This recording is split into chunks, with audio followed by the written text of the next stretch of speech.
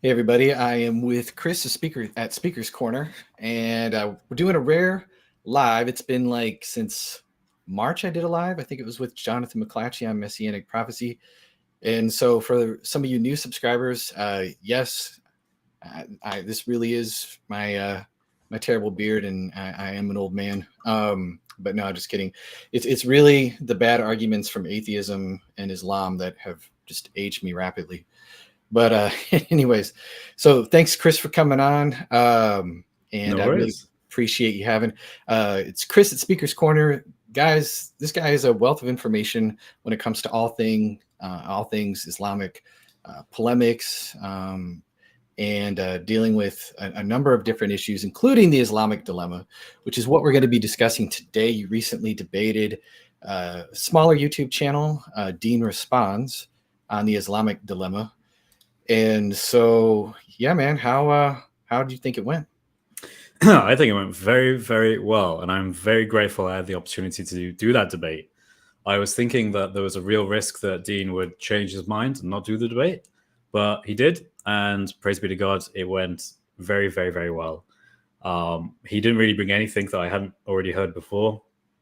Um, I was very much convinced he was going to sidetrack it onto other issues, because to be fair to him, he took a defensive approach, right? Like the debate was called "Does the Quran affirm the previous scriptures?" Which, if you think about it, is like nothing to do with Christianity at all. Like I don't need to defend any Christian doctrine or anything.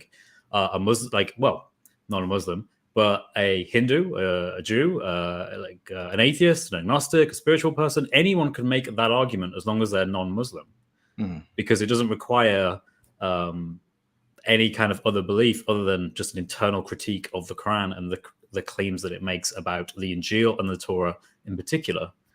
So yeah, I was amazed that he actually did take that title up, and he did, generally speaking, stick to it. You know, near the end, I think he pivoted to try and be like, look, this isn't going too well. Let's bring up the Bible. Let's bring up Matthew 23. Let's do X, Y, and Z to try and claw some of this back. But yeah, I think from my perspective, it was an amazing debate. I got to make God Logic laugh, which was always good. Got to see his reaction to things, and yeah, I thoroughly enjoyed it. I think it went amazing. What did you think of it? Oh, I think it went great. I don't think it could have gone better. And so there were some interesting moments in the debate.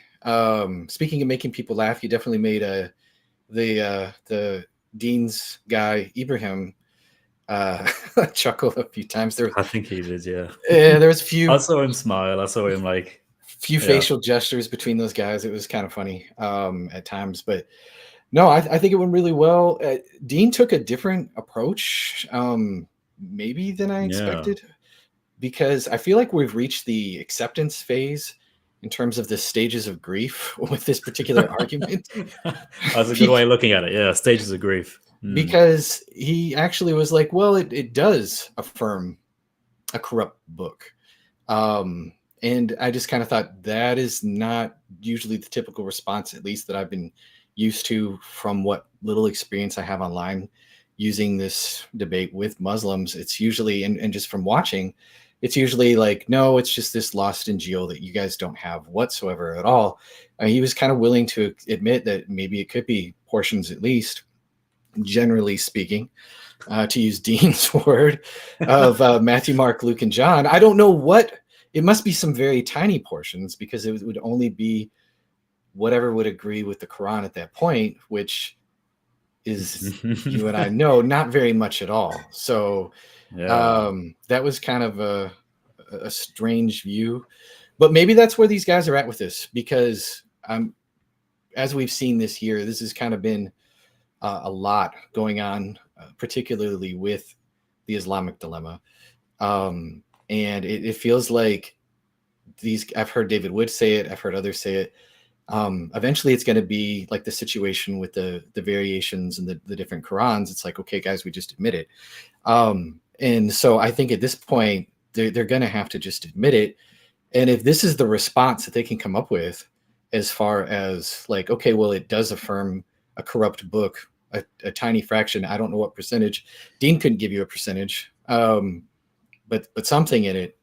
Well, he was saying like Right. with the gospel, it's a minority, Yeah.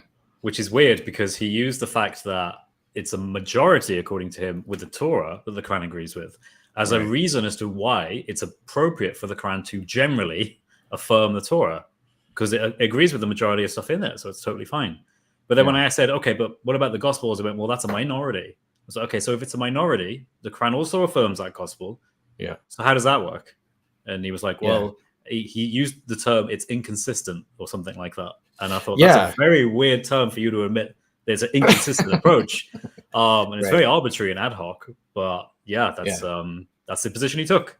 I mean, I think it is somewhat self-defeating to say you generally affirm the minority of something, because that's not general, it's not broad, it's the opposite, it's narrow.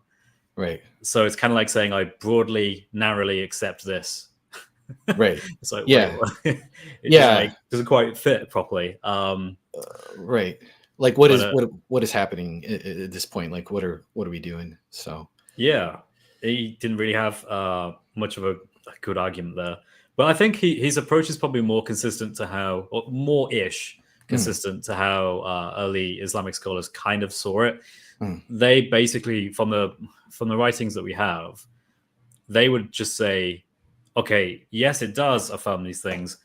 And yes, it is like Matthew, Mark, Luke, and John. Yes, it is Genesis, Exodus, Leviticus, Numbers, Deuteronomy. But some actually said it was also the Tanakh and the Psalms, but ignoring that. They said, well, it's these categories of things.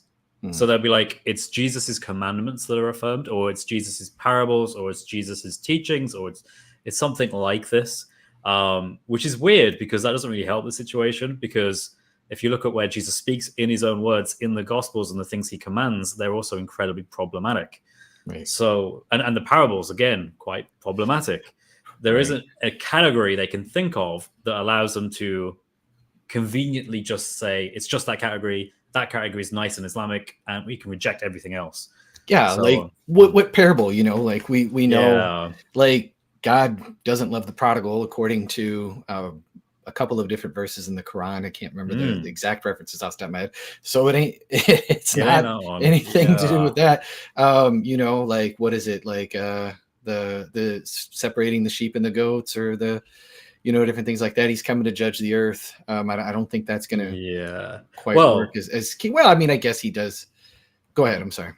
Yeah, it's ultimately just going to be very awkward, and they still have to argue for alterations even then. They can't just accept that text. The amount of times Jesus calls upon his father, you know, that's incredibly problematic. Right. And we actually know this because early Islamic tafsir writers, when they quote the Gospels, Matthew, Mark, Luke, and John, predominantly it's Matthew they quote, which is always quite interesting. If they're quoting Jesus's words and Jesus talks of the Father, a lot of them would edit that. Instead of saying Father, they'd say Allah, which is quite telling, right? Because it's kind of like they're saying, yes, this is the gospel that is affirmed in our Quran, but I also don't want to say it because I know it contradicts my Quran. But I can't really do much about it, so I'm just going to pretend that in my writings it says Allah instead of Father. Right. Which is, I think, kind of a big admittance, really, that even the early scholars knew it was problematic. Right. Well, clearly it's got to be a Christian corruption. So, Testify and Sam Shamoon streaming right now. I don't know who'd watch it. Not only that, he's live with APs with Apostate Prophet. So yeah, man, we're we timed this very poorly in terms of competition there. So, but yeah, hey, pick whichever you guys and come back and watch. Maybe do 50-50. Just like watch a few minutes and then switch and then just put one in earbud and another earbud, listen to them at the same time, 2 times the speed, and you will grow a galaxy brain in a hurry. So and then have like some Gregorian chant in the background, and there you go. All right, man. So Islamic dilemma. I'm not going to have you go through all of your initial presentation on God Logic's channel because I know people are generally familiar, but why don't you go ahead and just kind of give us, maybe for those who aren't, like a breakdown. What is the Islamic dilemma? You know, does the Quran really affirm the prior scriptures, which was the title of the debate? Sure. So the Islamic dilemma, in a nutshell, is the fact that within the Quranic scripture, like the Quran itself, it talks about how it affirms the previous scriptures, and it does so explicitly in verses like Surah Al Imran, Surah 3, Ayah 3, Surah 241, Surah 289, Surah 291, Surah 2 113. You can keep going through these because there's a whole ton of them. And it makes it very clear the Quran has a very high perspective on the inspiration, the preservation, and the authority of the prior scriptures.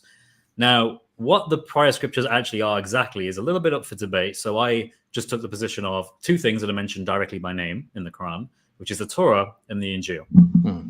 Now, given that the whole Quran, and there's general consensus on this in terms of scholarship, the Quran actually has a higher level of knowledge about these prior scriptures, the Torah and the Injil, because it quotes from them. Like it talks about Abraham, it talks about Moses or Musa and Jesus or Isa, as they would call them. So we know that they're familiar with these stories. Now, of course, they alter and they change them, but it's still the same story. So obviously there's a high level of knowledge that the Quran has about these scriptures, but it also contradicts the scriptures in pretty big and drastic ways. And this is the issue, because if the Quran affirms the prior scriptures, saying these are true, you should totally follow these, they are binding to you, particularly to Christians and Jews. They have been binding on you from before the time the Quran came down, from before the time Muhammad was even a question. Hundreds of years prior, you had to follow the Injil and the Torah, depending on whether you're a Christian or a Jew. But the Quran then comes and tells us quite explicitly, well, actually, God in no sense, Allah in no sense is a father. He has no sons in any sense. No sense at all. And it makes that pretty explicit. And it says, look, you know, the Jews and the Christians, they call themselves children of God. That's incorrect. And it gives a very weird argument for this in Surah 5, Ayah 18. It says, the Jews and the Christians, they call themselves the children of God, but how can that be true if God disciplines them? Now, that to me is a very odd and very obscure argument to demonstrate that. I would have thought that good fathers do discipline their children, if you think of it in that kind of analogy, but the Quran doesn't seem to agree with that. Then, based off this, we end up in the situation of, okay, the Quran affirms things that openly oppose it, and you can't reconcile it. You can't, on one hand, say, hey, in the Torah, Jews are the children of God, and then in the Quran, no, they're not. But the Quran affirms the Torah. Right. So how do you reconcile that? It's contradictory in the most basic of levels. And that is the Islamic dilemma in a nutshell. And we kind of then move on to what people are trying to do about it. There's been a lot of Muslim response. The debate I had with Deen, was it yesterday or the day before? I've kind of lost track of time. Went to sleep and woke up and kind of lost sense of what day it was. But right. Yeah, it was for anyone who doesn't know, the debate was it was the 11th, whatever date the 11th was, and so today's right. 13th, It was Thursday. It was 9/11. Yeah. Just which someone pointed out to me, and I was like, oh yeah, that is a weird time to have done that debate. But in the UK time, British time, it was roughly 1:30, I think, till about 3:30. So it was quite a late debate. But yeah, there's been a big response to this. There's been Dawah channels that have already done reviews on this. There was a review, and to be fair, I don't think this was the whole section of it, but there was a review that was like a 6 to 8 hour live stream with the thumbnail directly addressing me. And I'm like, wow, okay, you guys really wanted to address what happened here in a very big live stream with lots of people on, including Deen. So I was like, it's getting traction. And that's good because it shows that we're being effective. It shows that they are having, as I would say, doubts in the dunya. And, all the Muslim apologists are all coming in and they're all trying to like solve this and give out, convenient answers that make sure it addresses people's doubts so they're like more comfortable. But in reality, there is no comfort to be had because the religion is false. Islam is false because the Islamic dilemma passes and it shows that the Quran is an error and hence Muhammad was not a prophet and hence Islam is false. And that was the whole argument, like essentially, like that I was running through the Islamic dilemma in that debate. Yeah, no, definitely. And for those who haven't seen, you do have a presentation where you go through it into like a lot of detail with God logic that I found like really helpful. That was kind of one of the initial reasons I reached out to you. And plus I've just kind of been binging your content lately. I saw a giant doc in the house in the chat. Hello guys. Really honored to have you guys watching. Love you guys' stuff. And so They do great stuff. Love their videos. Yeah, absolutely, 100%. And so, but I lost my train of thought thinking about Jay and Doc.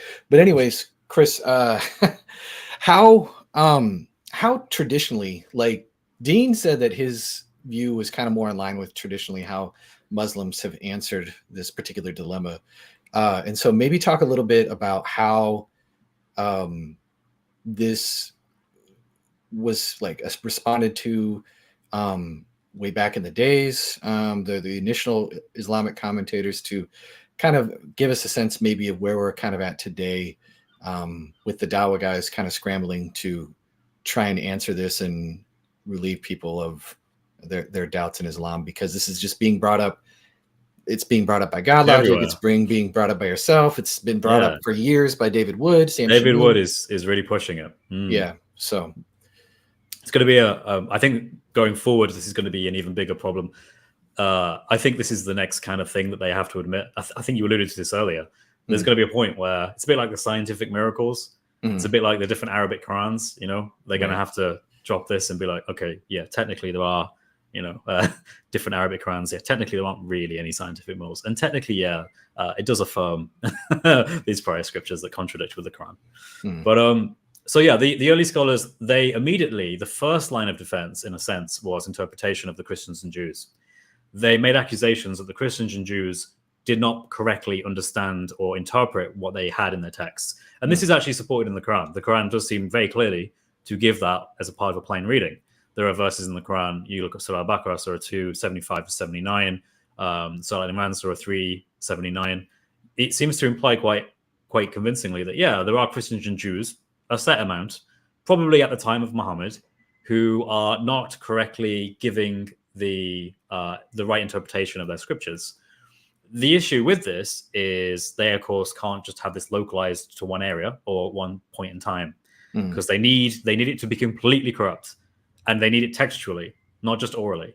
So this isn't sufficient. But what the early scholars did, and there are examples of this, so like Ibn Ishaq, the first surah writer, seems to lean more to this. Even Al-Tabari seems to lean more into this. He does actually give somewhat of a critique textually in one particular verse that he gives tafsir for, but generally he prefers that approach that he takes, where it's just about interpretation. These guys just got it wrong, right? Jesus is the Son of God in a way that is different from how you think of it, right? As weird as that sounds, yeah, but that isn't just enough. So then you also see people, partially Al-Tabari, partially others, who try and say, yeah, but there's also a bit of textual change, right? There has been some change. They wouldn't go as far as to say universal corruption, but they'd say there's some corruption in some particular point in time. And that's kind of as far as they went for quite a while. If you said the Quran, if you said the Torah or the Injil was universally corrupted textually and orally, like in the first 4 centuries ish of Islam, you probably would be holding a very minority opinion, because that would not be the majority opinion. There were even some scholars, because again, remember, we didn't have the manuscript evidence that we have today of the Injil or the Torah. Right. So it was still at that time, and only really until recently, it was still a viable and scholarly view Islamically to say that the Injil or the Torah were corrupted after Muhammad. So in other words, they had this like Islamic Injil and this Islamic Torah all the way up to Muhammad, and then all of a sudden, something happened, and now it's been corrupted. And that was a very convenient position for them to take. But of course, pretty much no one says this anymore. Absolutely no one says this. People at the Speakers Corner don't say this. I am some people online say this. So this has just been dropped. But of course, it's embarrassing because a lot of their earlier scholars do bring this up. They do mention that, hey, maybe this happened, and like this person holds this opinion and this person holds this opinion. So they've been sort of thrown away now because we know that they're wrong. And I think some of that initial drive of that, from reading like Gordon Nickel and other scholars, is, well, these scriptures prophesied the coming of Muhammad. I mean, it's obvious, right? They call him, they almost call him by name and everything else. And it's like, well, we don't have that in our scriptures. So like there's this charge like, well, you must have taken it out.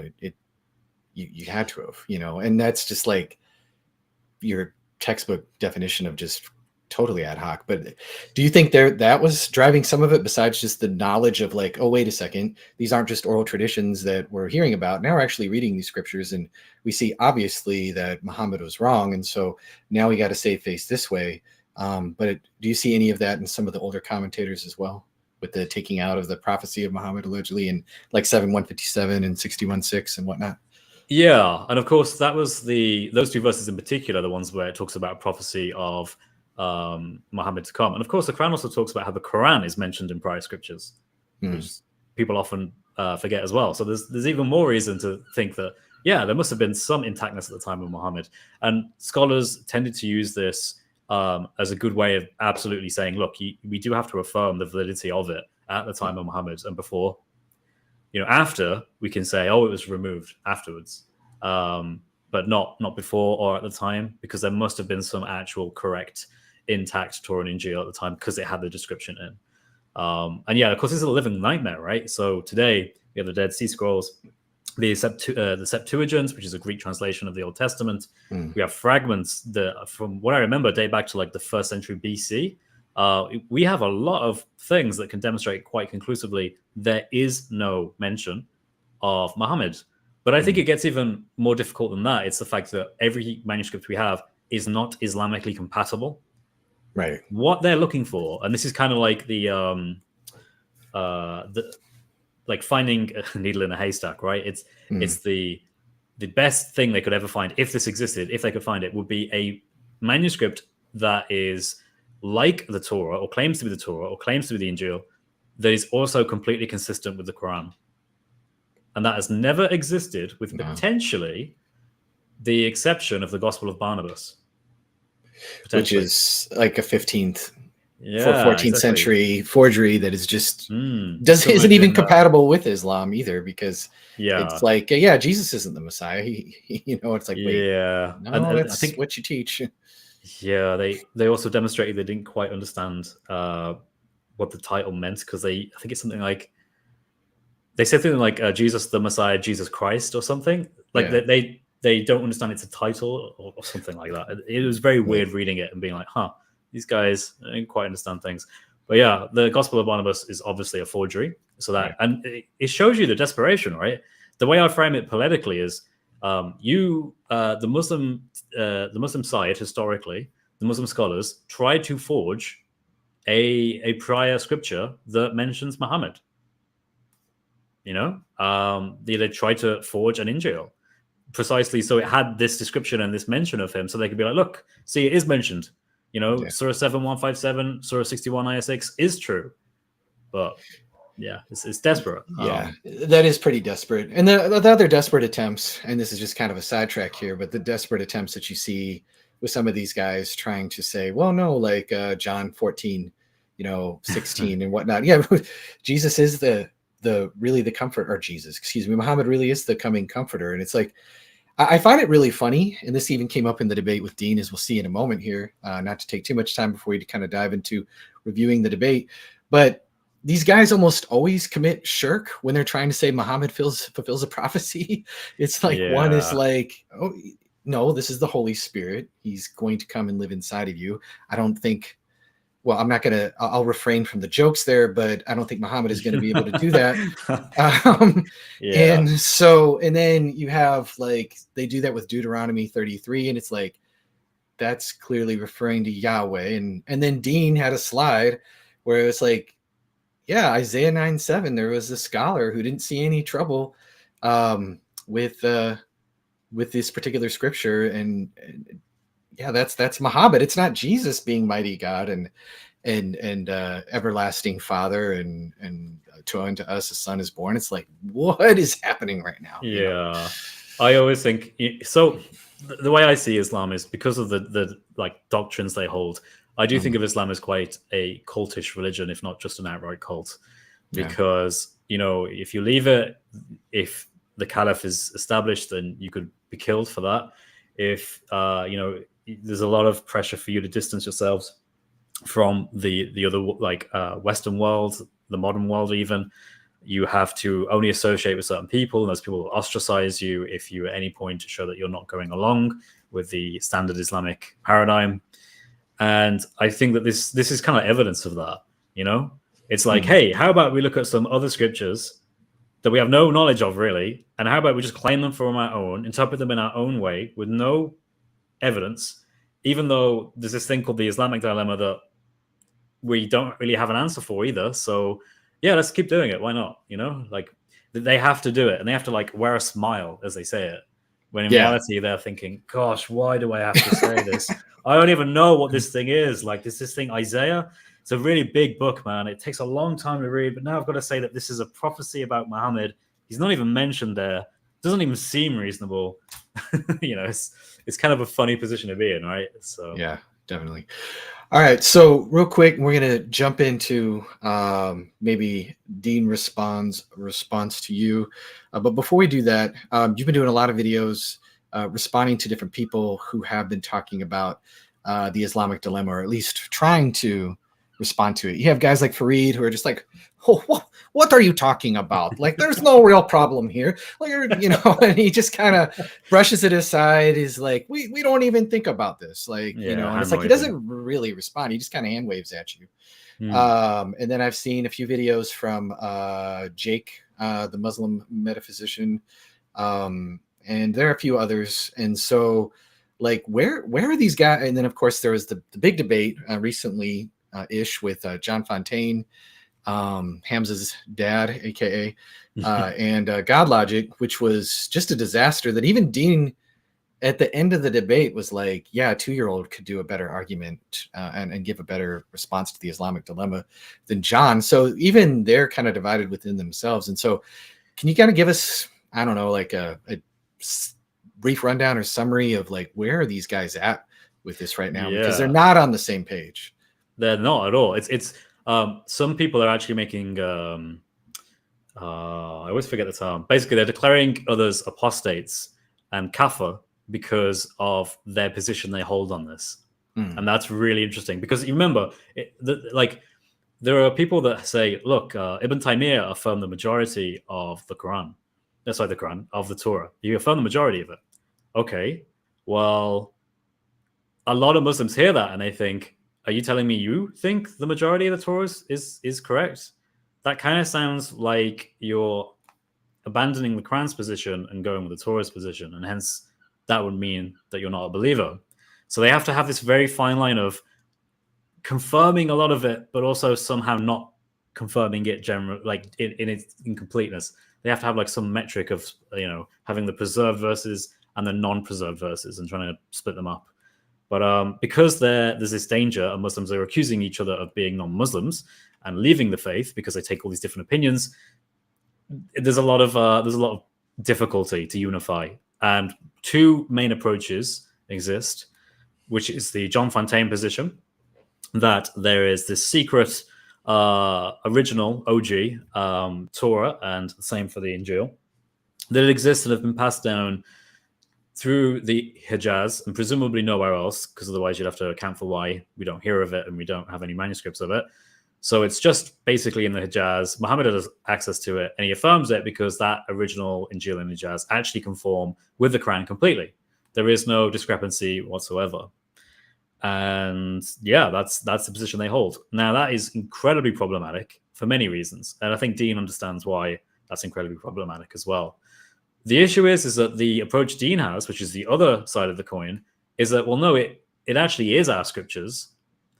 So he does affirm scholarship that says it is our scriptures, and then he'll say, well, but it's just corrupted, but that's okay, because Allah can do that. Allah can have corrupted scriptures that he sends that just get changed over time, and you can still refer to it as inspired, preserved, and authoritative, and morally binding. And that's one of the things I brought up in the debate. I had a slide where I said, look, Deen, you're saying this is morally binding. The Quran says it very clear. The Injil is binding to the Christians. I get that, the Quran has come now at the time of Muhammad, and those Christians are supposed to also believe in the Quran, but the Quran confirms the Injil. And that's the whole point. That's one of the arguments the Quran makes. It's like, look, you should believe in this Quran and the Prophet sent Muhammad because this Quran confirms your scriptures. So that's why you should accept the Quran. But of course, by doing so, it ends up in an absolute nightmare of contradictions. Hmm. So those are the two positions. It's also worth pointing out that the idea of universal corruption, which is what Deen's point relies on, is something that you don't really see being adopted into Islam as the mainstream point of view from the ulama, from the scholars, until the 11th century. There is a scholar called Ibn Hazm, and Ibn Hazm was the one who formulated this in a very convincing way for Muslims. And his arguments were basically what Christians realize today. He was saying, look, we have this doctrine that the prophets don't sin. Yeah, I've just read the Torah, and I don't understand how on earth you can reconcile that with the Quran. Right. And so we need to have all these Muslim scholars stop saying that the Torah is like mostly fine, because it really, really isn't Right. from their perspective, right? So it was at the 11th century where, because of Ibn Hazm, and there was another guy as well who was on the other side of the world doing very similar work at the same time, they were very influential, and they ended up making a very convincing argument. You have to say the Torah and the Injil have been corrupted, like completely, because otherwise... Because that's what the Jews are going to do. They're going to put in embarrassing stories about their own patriarchs accidentally sleeping with their daughters or murdering, their own military men so they can sleep with each other's wives, because that makes sense. They're going to embarrass their own patriarchs. The Quran mentions David, and it mentions David doing something that was bad and he needed forgiveness for it, but it doesn't go into detail as to what it was. Right. But you see, again, any scholar will look at that and say, well, this whole Quran assumes that people are familiar with the Torah. So, or potentially the Tanakh as well, depending on how you see the Islamic paradigm. But yeah, it seems pretty obvious that it's referring to that story. And it's like, how do they get out of that? They can't. Right. They redefine it. Yeah. So, the one thing that I found kind of frustrating with some of these guys that take more of like the John Fontaine position is they'll just be like, well, and this is even something I called it. I had the gall to call Hampson one time on his little call-in show when he's selling his hijabs and whatnot, and he was, which he's a good salesman, but he was kind of very upset, like, well, this is just an argument from silence because like there are so many different like lost documents or everything else like that, and all this other stuff. I don't know. I don't want to phrase it wrong, but it's just like, okay, you guys had this book, this very important book that supposedly has a prophecies about your prophet. This would be like the main apologetic. And somehow Allah didn't hang on to this. You guys didn't hang on to this. It's just gone. This is like your silver bullet proof. I mean, imagine me going to a Jew and saying like, hey, look, Paul is really the apostle to the Gentiles. He's called out by name in Isaiah 67. Like, but it was lost, or you guys corrupted it, and it was only in this particular area where Paul was at, in like, I don't know, Antioch or something, and nobody has it now. They would just laugh in my face. They'd be like, well, if it was really that important, and this was it would have been, because this is a huge thing, an amazing piece of evidence to convince, all the Jews, all the Christians that Muhammad really is a prophet, you would keep on to it. And what's worse is, according to their own tradition, they had family members that had access to this. Right. Like, Waraka, Ibn Nawfal, the guy wrote the gospel in Arabic, if I remember correctly. Like, could he not have, kept it, used it as proof? Right. But apparently not. Apparently he didn't have any interest in doing that, because why would that be remotely useful? So his own family failed to do that, or to see it as any useful point at all, even when they were encountering Christians. Right. Because Muhammad's companions and wives were encountering Christians according to the narrative. They literally have the proof. This is the bizarre thing, right?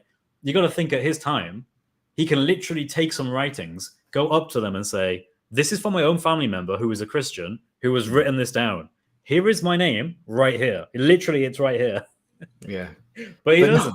No, but he never does. It's like, oops, I don't know what happened to it, guys. We had it, but then I don't know. Maybe a goat ate it. you There must know. have been like some awkward conversations where Muhammad's just like, oh, I keep going to these Christians, keep trying to tell them that I'm a prophet and that the Quran is proof and it confirms that they have, but they just don't accept it. And then some guy is like, hey Muhammad, maybe you should you know how you got that family member who writes the gospel? Maybe you could like show the Christians where you're mentioned. Right. And they're like a light bulb. Oh yeah, I guess I could do that. Well, that's what Hamza's response was, is, well, no, people did convert. You know, some Christians did convert. And I'm like, well, yeah, under the threat of a sword often, because a lot of times in your own book, dude, they're saying, we've heard these tales before, we've heard these fables, or, you know, like even in the Quran, you see the argument happening.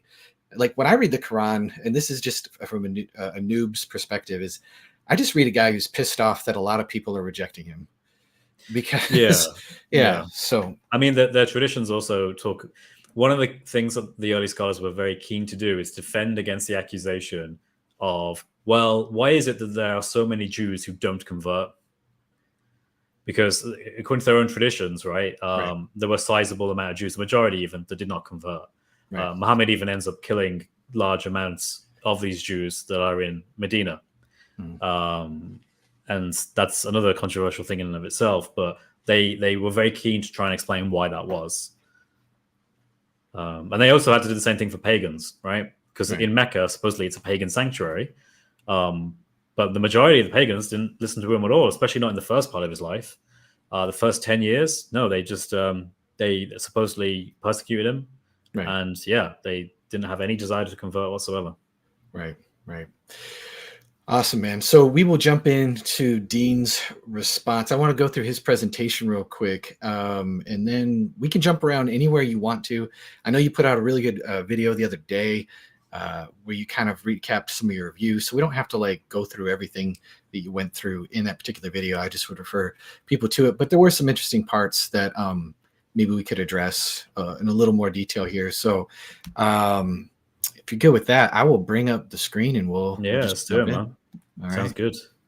All right. So here comes Deen. Okay, I'm gonna have things to say very quickly because I remember. Yeah, I know you will. But yeah, let's go into it. Steel man as much as possible. Steel man. All right, let's read this real quick. Let's read. I mean, I could let him say it, but the Quran affirms all the Bible today.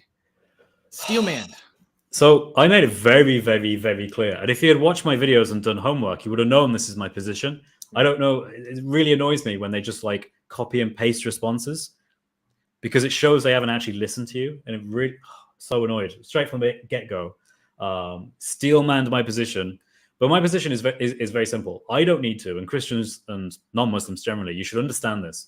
You don't need to say that the Quran affirms the whole Bible. You don't need to say that. You can if you want, and you can make that kind of argument. But my advice is, if you want to have the strongest form of the Islamic dilemma right now, just say, I'm going to pick two examples, the Torah and the Injil. I think that the Quran affirms the Torah and the Injil that are found in the Bible today. That's what you should say.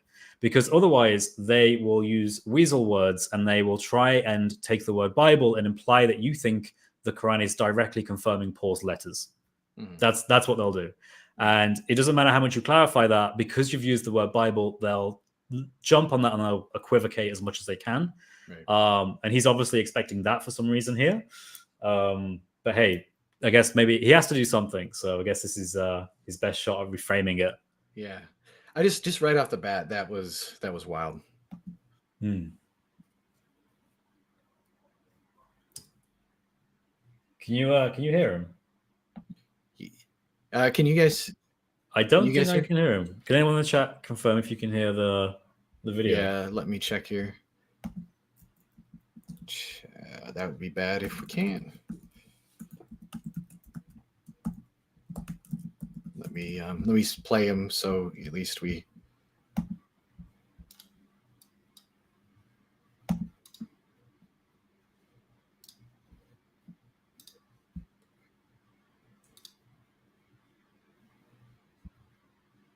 No? Okay. Let me figure something out real quick. I apologize, guys. This is amateur hour here. Let's see. Share, screen sharing. It should be working. I can hear them in mine, but I wonder if it's because I'm too cheap to pay for premium twice, so I'm in my wife's account. Is this a StreamYard or? It's similar to StreamYard. Okay. So it should. I've done this before. So let me just pull up GuyLogic's channel on my own account.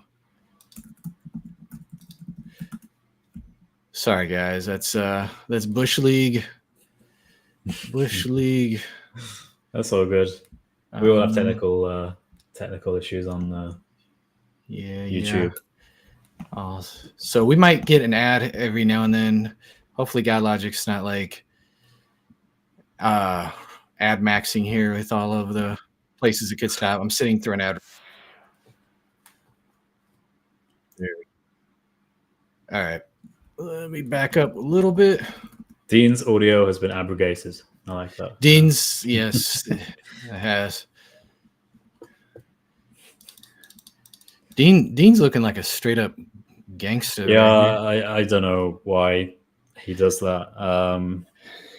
I'd give him a hard time, but I guess our guy Sig kind of does the ski mask thing too. But yeah, Sig. Sig actually has a reason. He might. Yeah, well, I don't know any Christians who are going to come find Dean and wherever he is. Actually, you know what's interesting? I was thinking about that. I don't think he does it for Christians. I think he does it for other Muslims. Okay. I think it's because he is because you need to understand his position is actually very controversial. Not many Muslims agree with his position where he starts saying, "Oh yeah, the Torah is corrupt, but it's generally okay."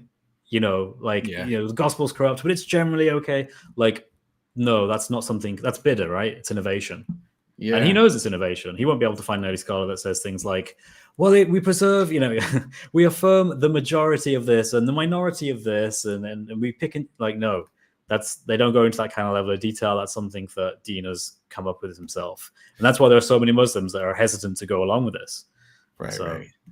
Yeah, that's interesting. I don't know, Dean. Maybe you could explain. Maybe it's just the style. I don't care. I mean, it's all good. But it just reminded me of some, I don't know why you're slouching. Old days. So let's see if we can hear it now, real quick. All right, Chris, let me know. 1 second. Yeah, we got it. You can't hear it. Okay. Excellent. I assume if I can hear it, these guys. Okay, you can start it now. Yeah. All right. Okay, so the question is, does the Quran affirm the Bible? That was also the Islamic dilemma goes as follows. I'll try to steal man as much as I can. That technically was also not the debate title, but okay. Yeah. The Quran affirms all of the Bible today. If a Muslim believes that the Quran affirms all of the Bible today, then it would be confirming parts that are contradictory. If a Muslim believes the Bible is corrupt, then they are contradicting the Quran. So these are the two horns of the argument. The first horn is you're conceding to a contradiction in the Quran. The Quran itself says it cannot have a contradiction if it's from Allah. The second horn will be that you are going against the Quran itself in terms of its beliefs. So the main assumption to Tauka here is, does the Quran really affirm all of the Bible at its time? Well, the answer is no. The burden of proof is on Chris to show an absolute confirmation with no exceptions at all to this rule. And inshallah, today I'm going to be going... To me, this is when I was like, wait, what? It's the burden of proof is on you to show what? Yeah. Like, let me just create this like really high standard for you, Chris, that doesn't actually exist. Otherwise, you lose the debate. Yeah, exactly. It is very bizarre. On the face perspective of just reading the Quran is there's probably like 30, 40, 50 verses that talk positively about the Torah and the Injil as inspired, preserved, and authoritative. Like on its very face, the position is that it affirms it. In fact, the way that you normally speak in just breaking it down to such a small level, when you affirm things, you would expect me to agree with it, right? If I said to you, testify, I believe what John down the road says, I confirm it. I confirm him. Would you think that you have nothing to stand on? I have nothing to stand on unless you listen to John and you accept that, because what I say confirms what John says. You would think in that context, I'm affirming generally, I'm affirming the whole thing. Like there's no, if there were any exceptions, I would say, right? I'd say, except for this bit. Yeah. But in the Quran, there is no exceptions. The Quran makes it absolutely clear. No. When we talk about the Torah and the Injil, we affirm the inspiration, preservation, and authority of those scriptures.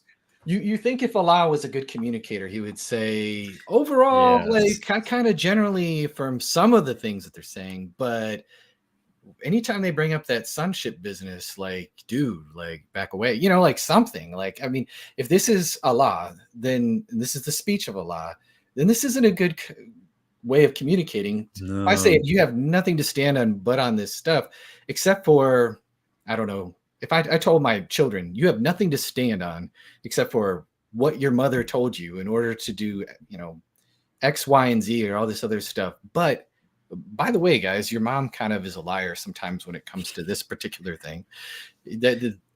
I would It not, would be like, what am I doing? Yeah, exactly. It would be the perfect place to do that, right? You'd be like, you have nothing to stand on unless you follow the Injil, except when it says this. Right. You know, it would be the perfect place to do that. But it never does. So you're left with a book that makes it very, very clear that the Injil and the Torah are absolutely correct. Right. There are other, I mean, there are so many arguments that I wanted to bring up, but there just isn't enough time. And you mentioned one, which is just, look, if you really go down this route, you have to accept that Allah is not a clear communicator. The way he communicates with mankind is often the opposite of what he means. Right. Why are we even having this debate in the first place if this wasn't? Yeah, it should be simple. Right. This should be very simple, but of course it isn't. And I think you can give a reason for that. I think one thing you can say, and I think scholarship generally agrees with this as well, is the early Muslim community wasn't considered to be a new religion at the very beginning. And if you think about it, and people point this out, you have this guy who's claiming to be a prophet, who's coming to a place that has a lot of knowledge. Like, you know, there are Jews and Christians wherever this guy is, and he's talking to them, and he's talking in their language, affirming their prophets. And he affirms Abraham, he affirms Moses, he affirms Aaron, he affirms all these things, and he affirms Jesus as the Messiah. Now, what would you think that person is? Well, common sense would tell you that he's some sort of Christian. He's like some, I mean, you based on the other things he says, you probably say, well, he's a heretical Christian. Right.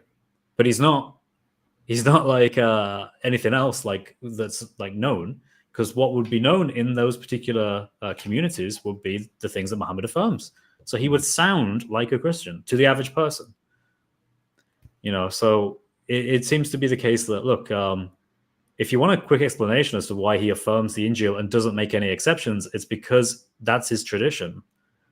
Like that's what he's drawing from. That, I mean, it'd be bizarre if he did that, because it would be like a Christian saying, yeah, you should follow the Bible, but don't follow X, Y, and Z of it.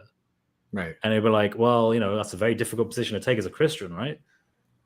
So likewise, very similar thing with Muhammad in the early days. And I think that's an interesting explanation as to why Muhammad said this, possibly anyway. Right. All right, we'll continue. Through and destroying that claim of absolute confirmation. So this is my position. The Quran generally affirms the truths contained with the scriptures at its time. And my position is laid out by Ibn Taymiyyah, Ibn Kathir, and Najmuddin al-Tufi. Ibn Taymiyyah makes mention that the Torah includes either the book that was given to Moses or the greater Jewish scriptures. Ibn Kathir says there the same thing, saying that it refers to what was revealed to Musa ibn Imran alayhi salam. Or also in the Hadith, it's used in expansive sense to mean just the greater Jewish scriptures. And Najmuddin al-Tufi makes mention of my position regarding the Injil. The Injil is made mention by Najmuddin al-Tufi to be possibly the commandments, parables, and teachings of Isa alayhi salam that's found throughout the Gospels, and not the biographical accounts and information outside of the sayings of Jesus, peace be upon him. Obviously, it's going to be a general affirmation of these categories that I've just listed, and the general affirmation will be restricted to whatever is confirmed by the Quran and Sunnah. Anything contradicting it, we are to discard, and anything in between, we are to remain agnostic. We are neither to affirm. Yeah, I was just going to actually. Yeah. Go ahead with your thoughts there, because you might. So the first thing is he's saying, okay, the criteria for separating the corrupted from the uncorrupted in the Injil and the Torah is based on the Quran and the Sunnah. By Sunnah, he means Hadith, potentially Sirah material, if he wants to go that far, and presumably also tafsirs by the Salaf that can help him understand how these things should be interpreted. The issue with this is there are examples that he just can't solve. And I brought this in my cross examination time. I gave an example. I said, look, Lot, his daughters had sex with him while he was asleep. That is something that the Quran does not deny. It never talks about this. And the problem is not just that, but if he goes to the Sunnah, if he goes to the Hadith, they also don't deny it. So according to his standard, he should accept that actually happened, and that's actually preserved scripture. But he can't because it contradicts a doctrine. So like in Islam, the doctrine of the infallibility or the sinlessness of the prophets is a late doctrine. It doesn't come from the early 13th times. century, Yeah, so you won't find it in the Quran. Like, definitely, the Quran says all of them sinned quite explicitly. And except also, Jesus. Except Jesus, that's a very good call. Surah 19:19 says he is a holy or pure son. And the Hadith actually expand on that. They also include his mother, which is interesting. There's Hadith that say that his mother Mary is sinless as well. Satan did not touch her.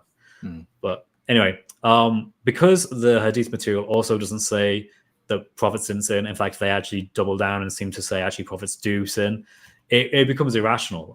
I've never understood why Muslims hold to this doctrine because it's just not in their scriptures. It's constantly contradicted by their scriptures, but they hold to it anyway. So I brought this up, and he just gave me some waffle about, well, there are minor and there are major sins. And I asked him, where in the Quran does it tell you that? Or where in the Hadith does it tell you that? Oh, well, it's inferred. Inferred from what? And then he just went, oh, just general verses here and there. So there was no response there. That was pretty wild. And it's just like, my thinking is like, well, whatever the Quran affirms in the Gospels or the Torah, like that's what we're okay with. And it's like, okay, what exactly is left after that point? I mean, especially with the Gospels, like, okay, I'm just thinking like Mark chapter 1. Okay, he's called the Son of God. Nope, that doesn't work. There's John's baptism where he's called the Son of God by the Father. Nope, that doesn't work. There's demons calling him even Son of the Most High, I believe, in one. It's like, no. Okay, now Jesus is forgiving a paralytic sins. No, we can't use that. Like, now he's calling himself the Lord of the Sabbath. Like, this is just chapter 2. Like, what exactly is left over here? So I think what you've hit on, like, the nail on the head there is the fact that it's not sufficient to corrupt texts. Right. Because, like, imagine we took all those texts that all those narratives are found in. You could just change random words, and it probably isn't sufficient to actually stop that narrative from being understood. You would have to change the text in such a way that the narratives are totally different. Because remember, in the Islamic Injil, that is the original, supposedly, before it was corrupted, it must have said something like, Jesus is just a mere prophet. He is not the Son of God in any sense. He was not crucified. He did not resurrect. And so on and so on. You have to not just corrupt that text, but you then have to interject this whole new narrative of, no, he actually is the Son of God. It's referred to Son of Man, which is clearly a reference to Daniel 7. He did indeed was crucified. He did indeed rise on the third day. Like, you have to interject these new narratives, and that's a totally different thing than just a textual change. Right. Because, like, textual change can happen because, like, scribes make errors when they look at particular manuscripts, so on and so forth. But in totally new narratives is, like, unheard of. You're basically rewriting an entire book to have a totally different story. It means something totally different to what the original meant. Right. It's like arguing that you could take the Lord of the Rings and you could rewrite it in such a way that it took place in the modern day. Like, that's how just much of a radical change they're talking about there, and expect that no one notices. Right. Yeah, it doesn't make a whole lot of sense. Or even like the Old Testament. It's like these guys are pretty big on, and maybe I'm mistaken, you can correct me on my understanding, but like, what do they even think about, like, say, the animal sacrifices and that whole sacrificial system for the forgiveness of sins? That's something that they kind of object to when we just bring out the doctrine of atonement with Jesus. And they'll just kind of rush to, like, well, Ezekiel 18 or something like that. And it's like, you have this whole sacrificial system that is all throughout the Torah and all throughout, even in Genesis, there are multiple times these guys are offering sacrifices and different things like that. and it's and again, there's dicey situations with Abraham, and giving away, giving away Sarah multiple times and all this different stuff. It's like, what narrative do you guys have left? Like, what is even going on? And so, anyway, Yeah. Now I went through all the verses. I'm sorry, you're going to add something to that? Well, yeah, one quick thing. I forgot what I was going to say now. It was something like, it'll come back to me later. Let's keep watching. Okay, I apologize. Is that Chris brings in his videos, and I put them into like different categories. The first category is just confirming what came before. This has no relevancy at all in terms of these quote unquote Islamic dilemma. This category of verses, it doesn't even require an explanation really, because it's just confirming what preceded the Prophet ﷺ. Really has nothing to do with confirming the Bible in the 7th century.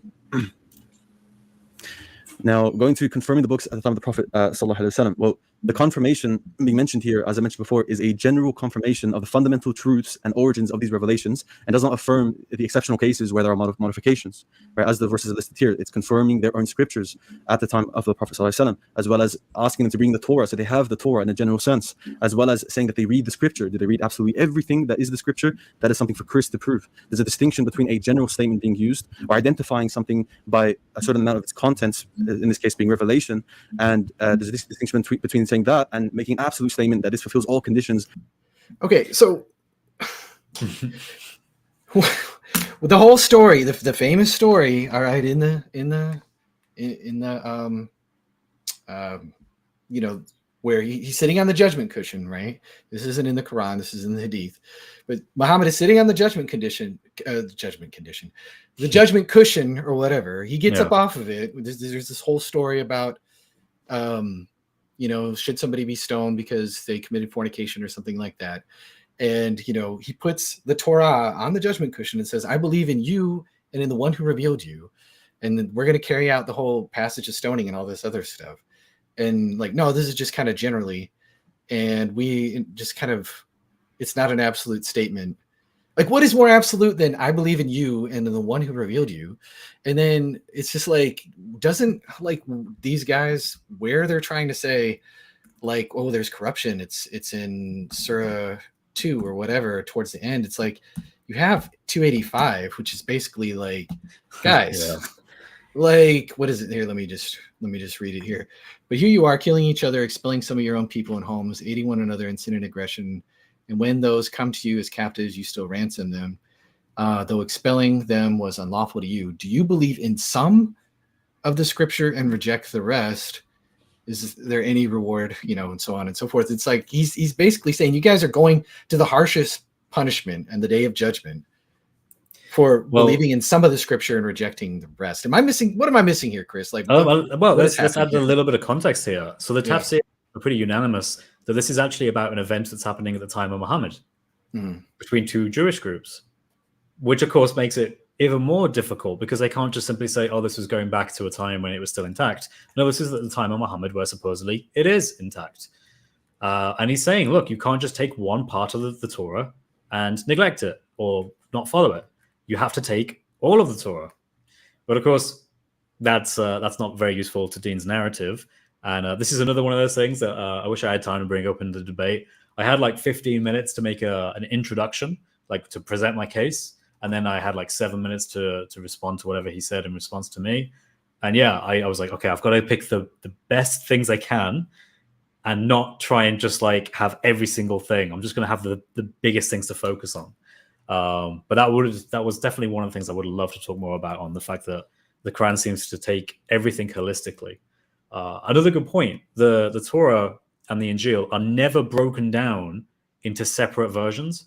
The Quran never says like, the Quran affirms the Injil, and then another verse says there is something in this Injil that is not being confirmed, or this part of the Injil is not inspired, or this part of the Injil is not from Allah, or anything like that. Every reference to the Injil and the Torah are always consistent. There is one Torah and there is one Injil. You can't say there's multiple. So every statement that Allah predicates to the Torah and the Injil have to just be holistically true, because the Quran gives you no indication otherwise. If I keep saying, I affirm this book does this, and I keep predicating things to a book, well, you can't then be like, well, he's not talking about the whole book. And it's like, well, he has to be, because he never makes any distinction anywhere else. He never says, okay, not all of it, just a little bit. Here's a problem. Here's something we reject. No. We affirm this book. It's inspired. It came from Allah. It contains prophecies of Muhammad. The Christians and Jews know about this, but they're ashamed to admit it.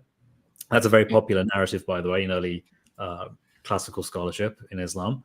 They think that all the Christians and Jews basically knew that Muhammad was a prophet. They just didn't want to accept it.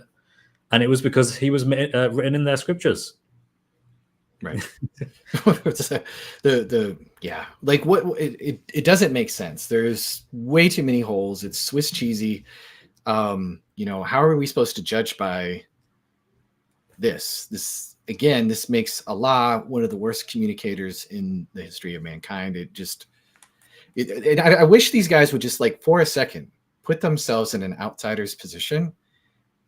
Okay, you have a guy running around. You read the Quran again.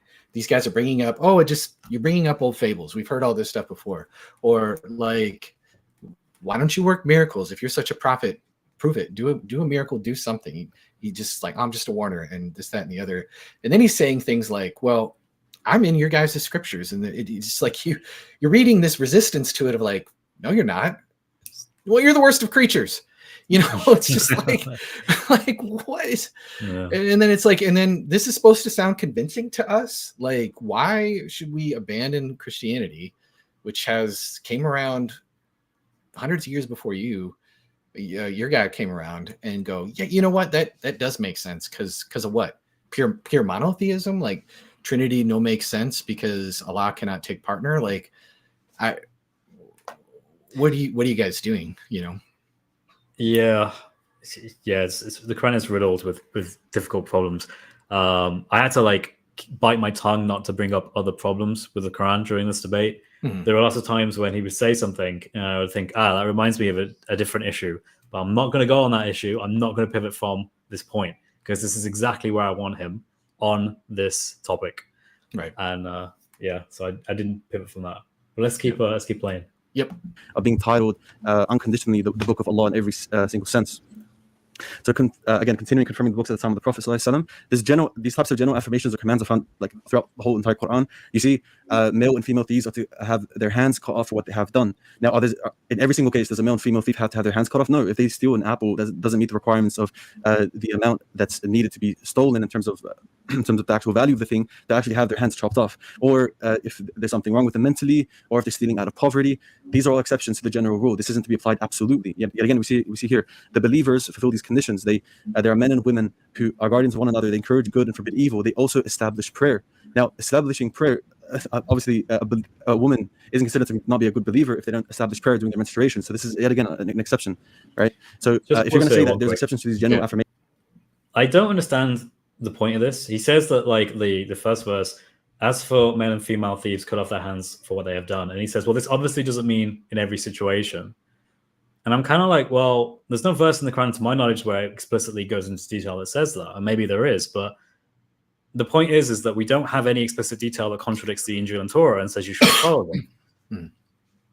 So it's odd. And, if he does get that level of detail about the hands being cut off, it would come from like the Hadith or something. But the Hadith aren't going to help him with the Torah and Injil either. So it's weird that he tries to compare these. I don't think these are comparable at all. Yeah, it's kind of like he's trying to say, well, this is what Islam teaches. So generally speaking, this is what Allah means because he speaks in these general terms. But if we're just reading the Quran, we're not going to get that at all, that he's speaking in a general sense. We're going to have to go to these other traditions and how they're interpreting different cases, case by case, I guess. And that just means that when Allah is speaking and he's confirming something, well, that also too must mean that it's generally. So Allah is issuing commands, but that's just generally. But then he's also like affirming books, but that's just generally. It's just like Allah is one, but that's just generally. Yeah, exactly. I mean, you end up in some weird positions when you say that. He has to actually mean what he says at some point in a very explicit way. Otherwise, your theology is a mess, really, because you don't have anything to stand on because you can't actually hold to anything being concrete. Everything is just up in the air. Generally speaking. Generally speaking, yeah. Right. affirmations and general commands, and you're willing to be charitable with these verses, then don't be inconsistent when it comes to interpreting the other verses, when it comes to confirming He scriptures. wanted me to be at the time of the charitable Prophet with the ﷺ. verses, right? He Yeah. actually said, "I want you to be charitable with these verses." It's like, what do you mean? I think I am being charitable. I'm actually letting them speak. Whereas he's doing everything in his power to not be charitable and just to try and obscure and obfuscate what the verse actually clearly means. Yeah, he's specifying. Yeah. So, yeah, it's weird. It's like, be charitable because it could mean this, and it's like we're just it's like Guy Logic was saying the other day. I was listening to one of his streams. He's like, we just read, man. Like, yeah, we just read. Like, what? Nothing more. We're just reading. We see more examples here. Obey Allah and obey the messenger and those in authority among you. Obviously, the obedience to Allah and His messenger is an absolute obedience. But when it comes to obeying those in authority among you, that won't be an absolute obedience. There's going to be exceptions to the rule. If my ruler tells me to prostrate down to an idol, I'm not to obey the ruler. So this is an exception to the rule that Allah subhanahu wa ta'ala stipulates. Again, do not marry polytheistic women until they believe. Is that a contradiction in the Quran now when we have another verse that's revealed that says you can marry from Ahl al-Kitab, you can marry from the Jews and Christians? No, it's not. It's just a general rule that there's an exception for, which Allah stipulates later on. So just having basic hermeneutics and being charitable to the text. So yeah, here's an example from Matthew 23, right? You have Jesus commanding the Pharisees. The teachers of the law and the Pharisees sit in Moses' seat. So you must be careful to do everything they tell you, right? But the Pharisees, they taught the oral law, right? So if this is not just a general command, this is an absolute command, and we go like with the sort of uncharitable reading of texts, this is going to be a contradiction. Because we see times where Jesus, peace be upon him, in the Gospels, he actually condemns the Pharisees for certain oral practices, right? So where we're at now is, Chris, you Christian, therefore you can't use the Islamic dilemma because of a weird reading of Matthew 23. Like maybe they're just maybe. The problem is he's just saying like they're teaching the law in Moses' seat. So when they're teaching you the law, obey the law. Like it's a very contrived and it's desperate, really. It smells of, we quote mine this because we don't want you to talk about the Islamic dilemma. We want you to have some issue so that we can focus on you and not on protecting our own faith, because we don't think it is protectable. It fails terribly, right? So this is something to just illustrate. I could be anyone making this Islamic dilemma. I could be a Hindu, like I said before. I could be anybody. I don't have to be a Christian to make this argument. Mm-hmm. So what would he do then? If I was some sort of weird spiritualist who like collects crystals and stuff, what would he do then? Was he going to still bring this up? He going to still bring up Matthew 23? Right. Like it's purely a tu quoque fallacy where he's basically saying, "Oh yeah, but you do as well, therefore you can't make the argument." No. Even if this was completely true, even if his amazing tafsir of Matthew 23 was completely correct, I still can make the argument because it has nothing to do with Matthew 23. Matthew 23 is completely irrelevant. In fact, the actual interesting question about Matthew 23 from this point of view is this part of the preserved Injil or part of the corrupted Injil? That would actually be the only part that would make sense in the context of this debate. Given the question, given the debate, does the Quran affirm the previous scriptures? Right. But they can't resist. They've got to do this. They have to cherry pick. They have to tu quoque. I mean, that was like in my brief discussion with Hamza, because I brought up Surah 61:6, and I was like, hey, that like Joseph Smith, like he did the same thing. Like he wrote himself basically into the Bible and was like, hey, I was prophesied. Joseph prophesied me, Joseph, and so you have Muhammad going, hey, look, Jesus prophesied about me, like, and here I am. It's like, don't you see my name tag? I'm foretold, and I was just kind of like, don't you see there's like an internal inconsistency there? You reject Joseph Smith as a prophet, but you're okay with your guy doing that. And he was just like, he just tu quoque'd the whole thing. He was just like, well, yeah, well, that's just an argument from silence, and like Herod's dead babies. That didn't really happen because that's lost. And so this giant prophecy of Jesus literally saying, Ahmad is coming, guys. He's coming after me. Like, he listened to him. Like, so that's okay. And it's like, wait, dude, first of all, like, that's not even a good comparison. That's like a weak argument from silence, which the argument from silence will come up later in this debate, versus a strong argument from silence. And maybe I'm on a bit of a tangent here, so bear with me. But it was just like, dude, what is that? Why are you going to Matthew? Like, why are you running and hiding to an argument, a weak argument from silence from Matthew that's completely inconsistent or consistent with Herod's character? And you're going to make a weak argument from silence from that because I'm bringing you a point that, like, hey, your guy basically looks like he wrote words into another prophet's mouth about him coming that we have absolutely no record of. This is exactly what Joseph Smith did. If you would reject Joseph Smith for writing himself into Genesis 50:33 that doesn't even exist, why are you okay with Muhammad doing this? And it's like, but Matthew, like, guys, quit but Matthewing. All right. Like which part of Matthew? The corrupted part of Matthew? Is this the right okay part of Matthew? Like, is this general Matthew? I don't know. Anyways, I'm all over the place, but we will continue here. He doesn't believe in everything that they teach. The Pharisees also teach that Jesus, peace be upon him, isn't the Messiah. Is he saying to take those teachings from the Pharisees? Is he saying for his disciples and for his followers to go ahead and believe absolutely everything? Of course not. As I just made mention, this is a restricted obedience. This is an absolute. So let's be consistent now and be charitable, just as I'm being charitable with the text here. Be charitable with the Quran when it makes general stipulations and general commands. So yeah, now we get to another category of verses that Chris lists. He lists these verses where apparently Jesus, peace be upon him, is confirming what's written at his time. Right now, it's kind of a bad translation to say "Musaddiqan lima bayna yaday" is actually confirming what's between the hands at the time. But I'm willing to grant it, even if we grant this, right? Even if we grant that Jesus, peace be upon him, is confirming the Torah at his time. Again, this is the general sense. Like my methodology, the basic hermeneutics and basic, being charitable to the text, it allows for all of these to be harmonized very simply. And the burden of proof is on Chris to show evidence that there's no actual exceptions to these rules, and that it's an absolute confirmation, which he won't be able to do. Here's another type of commonly misunderstood verse: the word of Allah can't be changed. These verses are taken completely out of context, right? These are like, this is how weak this argument is. They rely upon things. Address that real quick. This is a common error people make in debates. They tend to assume their opponent has to prove the world and everything in it. And you often don't. You actually just need to demonstrate that it's more probable than not that your case is correct. That's really as simple as that. So I think prima facie, just on the face of things, the Quran affirms the previous scriptures. I think someone mentioned in the comments like 80 positive verses and like 15 or so negative verses that talk about, in some sense, at some point someone wrote a book and claimed it was the Torah, or someone changed it with their tongue. But for the overwhelming majority, it is absolutely 100%. Yeah, it's inspired, preserved, and authoritative. The primary basic reading of this is that this is something that Allah agrees with. There is no getting out of this. All I need to do is demonstrate that, yeah, that is indeed the case. And so for me, I don't have to demonstrate much at all.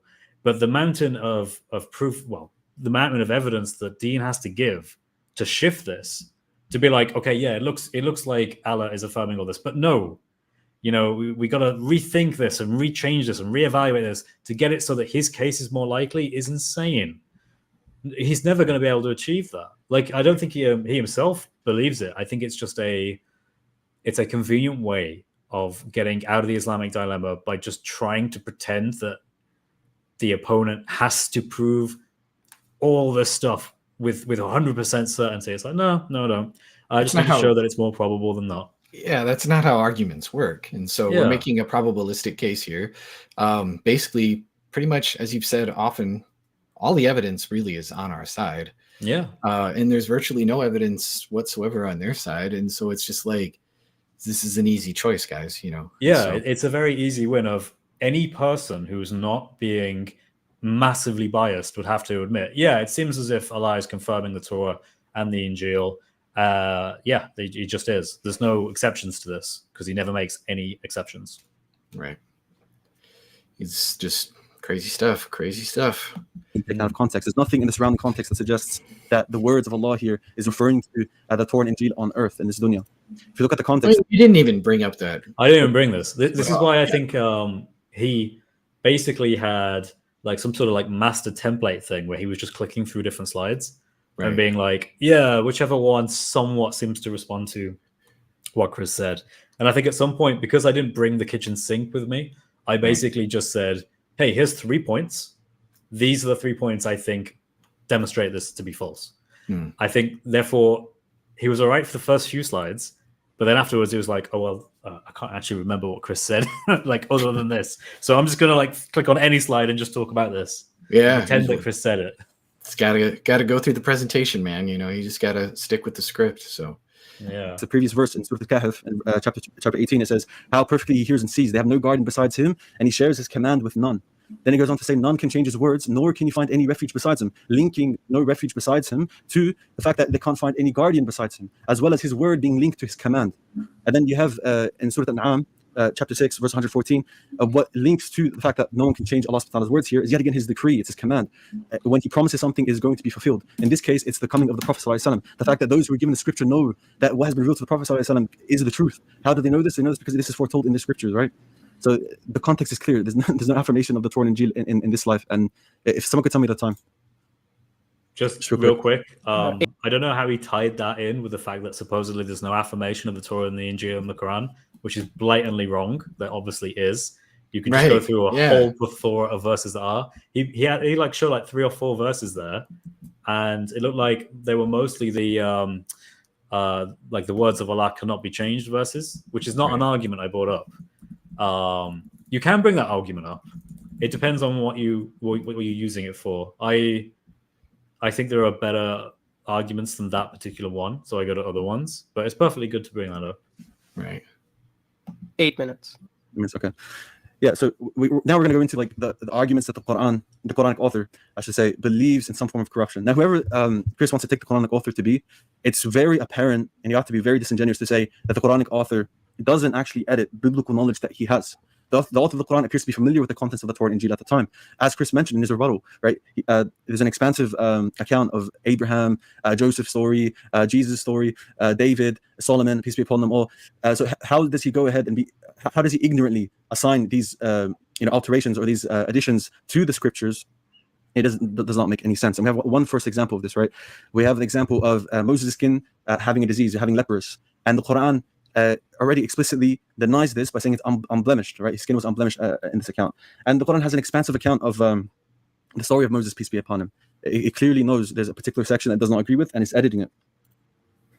Yet again, we have the fact that, with this point, this is kind of just weirdly just assuming the very thing that you want to prove.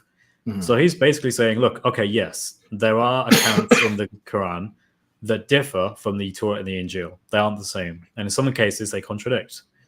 But that's because they're intentional, and that's because we can infer from the fact they are different that this is not a mistake. This is a intentional change that's done to show that the prior scriptures were indeed corrupted. The problem with this is that it assumes the very thing you want to prove. Like, it assumes the Quran is reliable and the Quran is true in order to eventually get round to being like, and therefore the Quran is true. Right. You would have to give more evidence this is the case.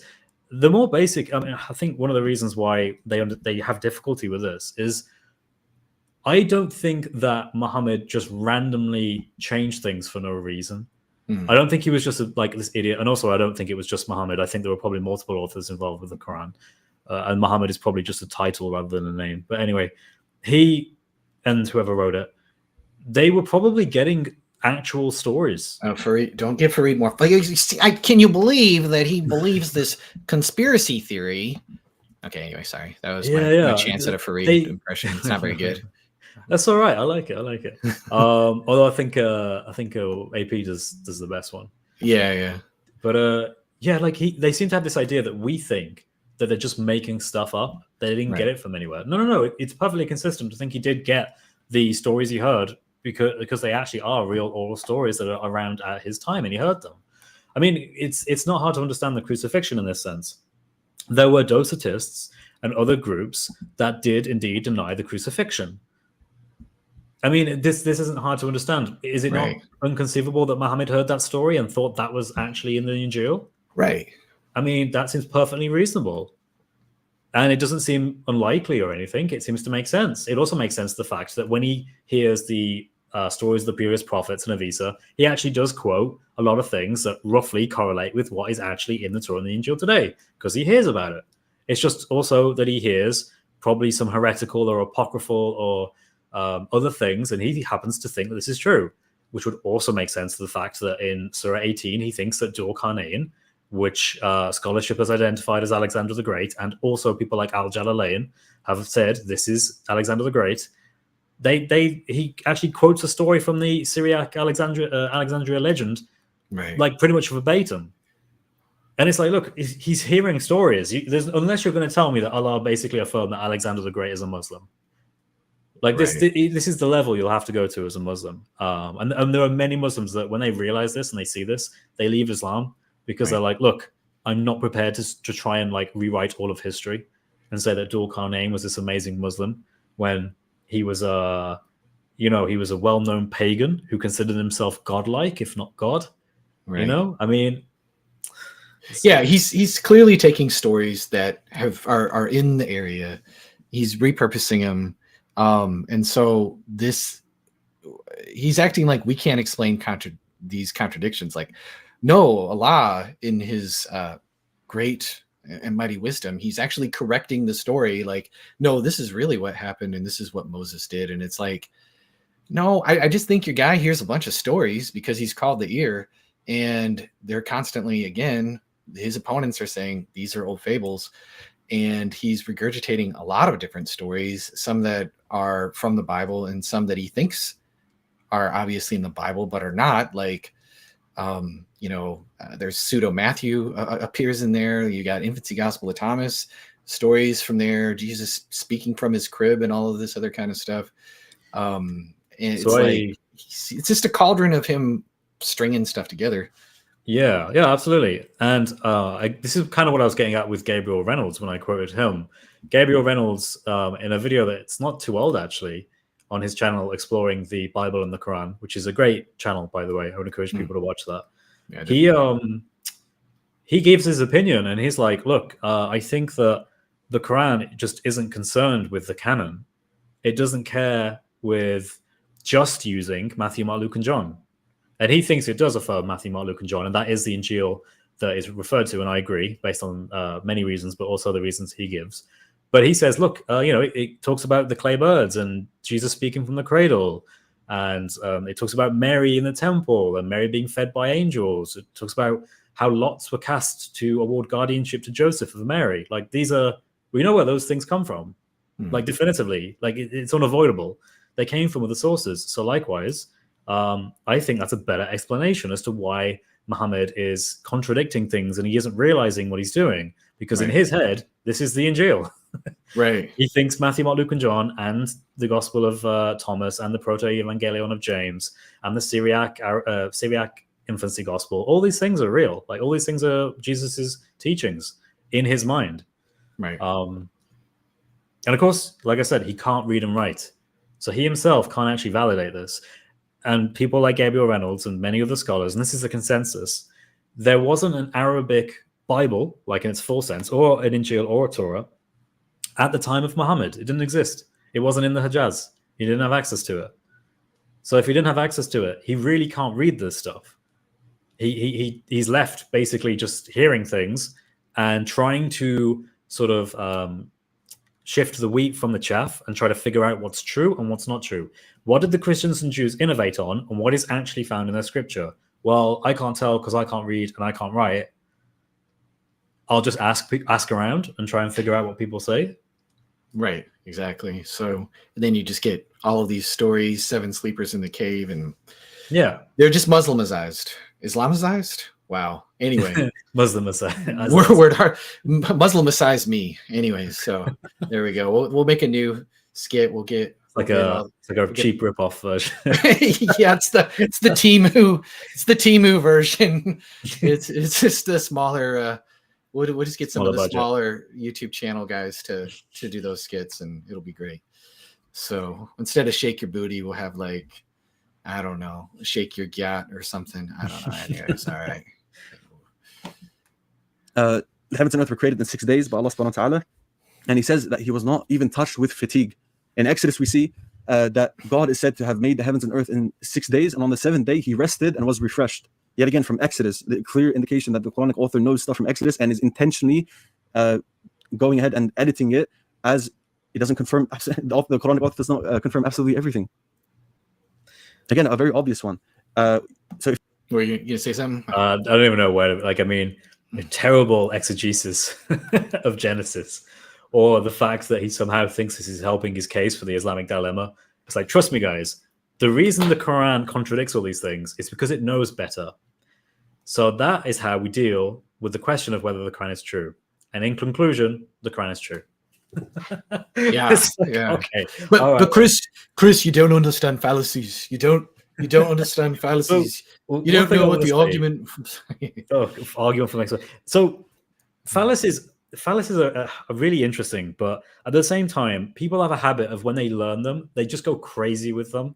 Like it's such a common thing I see in people, like intelligent people, not so intelligent people, of all standards. They learn what fallacies are, and they basically live like the next few years of their life listening for every single thing they can categorize into a fallacy, and it just becomes obscene, you know. And that was basically Rationality Rules, the atheist YouTuber. Yes. That was his entire channel for like. This is a fallacy. This is a fallacy. You know, the guy probably has his mom ask him what he wants for dinner, and he'll turn around and say, "That's a fallacy." You know, it's like, no, really. Like, not everything is a fallacy, and it kind of shows that people are too eager and not too wise to just listen. Like sometimes things are just mistakes. Sometimes things are just not correctly worded. And you've got to be able to shift that and say, okay, I'll give you the benefit of the doubt. Like sometimes it is a fallacy, right? Sometimes it really is. Like a good example is what Sig does as a Speaker's Corner. He has the tu quoque fallacy, and that's a very clear, very common one. And it's very well understood on the debate side of things. And he'll just point out, as soon as a Muslim starts going, yeah, but the Bible, you know, he just brings it out. No, that's a tu quoque. Let's stick on topic. And he doesn't start giving this big speech about what the fallacy is and, you know, that kind of thing. He doesn't get sidetracked. He just keeps on point. And that's how you should use it. Yeah, I was just saying because it's ironic that he was bringing up how you don't understand fallacies, and like this is just blatant circularness here, and it's just like, well, you know, I don't know. If you are to tell me that the Quranic author is ignorant of Jesus, peace upon him, dying and being resurrected according to the Gospels, that's just going to be the biggest cope. You're saying that John 14 had a conspiracy theory, Torah and Injil. Okay, this is not the answer that the Christians or anyone, the non-Muslim, has to give. Like we mentioned, right? There are plenty of heretical stories about how Jesus was not crucified. This was not original to Islam. It predates Islam. It's the Gospel of Peter insinuates it. Yeah. All I need to say is maybe he heard it and thought that was the real Injil. That is all we need to say. And it's bizarre how like this just goes straight past their heads. Like they couldn't think of this themselves. Like, why do they need me to explain that? Like, you know, surely you could sit down and think, well, you know, this Jesus was never crucified thing. Turns out this has actually been reported before by heretical groups. And, you know, why don't we say that Muhammad heard this? You know, it's very basic stuff, but they don't want to acknowledge this because it makes their case weaker and it points out the obvious flaws in their position. It's just an obvious cope, though, Chris. You're just coping and seething and malding and all the other words. Well, this requires a conspiracy that the individual who made the Quran, from your perspective, had an ignorance of fundamental doctrines from the Injil, and yet was able to extract other information that isn't as fundamental. You can't have your cake and eat it. If you are saying that he's copying from traditions, then how is he overlooking these basic fundamental traditions that he's contradicting? Obviously, he knows the content of the Injil says Jesus was resurrected and crucified, and the Quran rejects that, saying, does he? Does he? Does he? It could be the case. I mean, like there are so many different options here. He could have heard it, but also heard that he wasn't crucified and just went with that one. Right. Like you know, there are so many options as to how this could have happened that are totally plausible, and they all end up with Muhammad being in error. Right. So I mean, the guy who seems to misunderstand even what the Trinity is. I mean, I know there's some arguments, and it's like, no, he's really just dealing with like over the top cultish Mary worship at the time, as Moraldianism or whatever it could be, and that's possible. I'm not going to rule that one out, but it's also very much on the table that he just didn't understand what the doctrine of the Trinity was. He sure seems to not understand what the incarnation is, because he's just like, so I don't know. There's a lot going on. Yeah. Jesus, son of, saying that the Jews boasted, we killed the Messiah, Jesus, son of Mary, the messenger of Allah, but they neither killed nor crucified him. It was only made to appear so. And it obviously calls calls this people only making assumptions and conjecture, this idea. And where does this idea stem from? From the Injil in their hands. There's a level of corruption. The Quranic author would not be ignorant of this. Another argument from the Quran is that there are prominent figures that are well versed within the scriptures, and yet still don't bring this dilemma up. Abdullah bin Salam was a knowledgeable Jew at his time, during the time of the Prophet ﷺ, and he would have known the contents of the Torah extensively. The Jews at his time in Medina praised him as being knowledgeable. So why doesn't he ever notice this apparent contradiction? He tests the Prophet with certain questions, right? And he eventually converts to Islam, as this hadith says. So yet again, it is to be asked, why doesn't he notice this contradiction if it's so apparent? Well, obviously because you're doing horrible hermeneutics. Wait. Then we have Salman al-Farisi, who was... So here's another thing he thinks is a really good argument. The fact that there is no documented evidence of early companions openly just talking about the fact the Quran contradicts the prior scriptures is some sort of like big win. But the problem with this is it seems like, well, why would they have? Why would they have done this publicly? Like, why would you have found out that your book contradicts itself and is therefore wrong? And rather than leave the faith, you decide to like keep talking about this publicly, making a big deal of it, and then all the people you're asking, they all note it down because it's really super important how the Quran contradicts itself. You know, Yeah. Like, I think it's kind of a weird like expectation. I mean, also keep in mind, this would likely get you killed if you went around saying this. If you went around saying, guys, I've just made this big discovery. It turns out the Quran contradicts itself because of this thing called the Islamic dilemma. And David Wood is going to talk about this like 1,000 and more years from now. But you know, I've just discovered it right here, being a companion of Muhammad, and yeah, it turns out it's all wrong, guys. You know, I'm pretty sure that's going to get you beheaded. Yeah, a book that's very interested in polemics and its kind of own propaganda is really going to discuss the objections that could have possibly been floating around. Of course, they're going to tout the converts, just like they're going to tout, you know, the converts that they tout today. Like, oh, you know, so and so, he was a Christian, he knew the scriptures, and he didn't see a problem with the Islamic dilemma, and he converted. So you see, you know, now I'm flipping back into some sort of David Wood impression there. But anyway, but yeah, it's just that doesn't make a whole lot of sense. Like, okay, so like there were Christians who became Mormons. They would have been familiar with the scriptures, and I guess they thought evidently Mormonism must be true then, right? Mormonism's true, guys. Like wow, like this is a powerful testimony. Like, you see the proof. So anyway, once a Christian who converted to Islam, and he's able to identify the Prophet ﷺ by a prophecy in Isaiah 9, right? And he's so well versed in the scriptures that he can identify the Prophet. So, but you're telling me that he's not able to identify the fact that there's contradictions between the new book that he believes in, the Quran. Okay, hold on here. Wait a second. Here, let me try one of these things.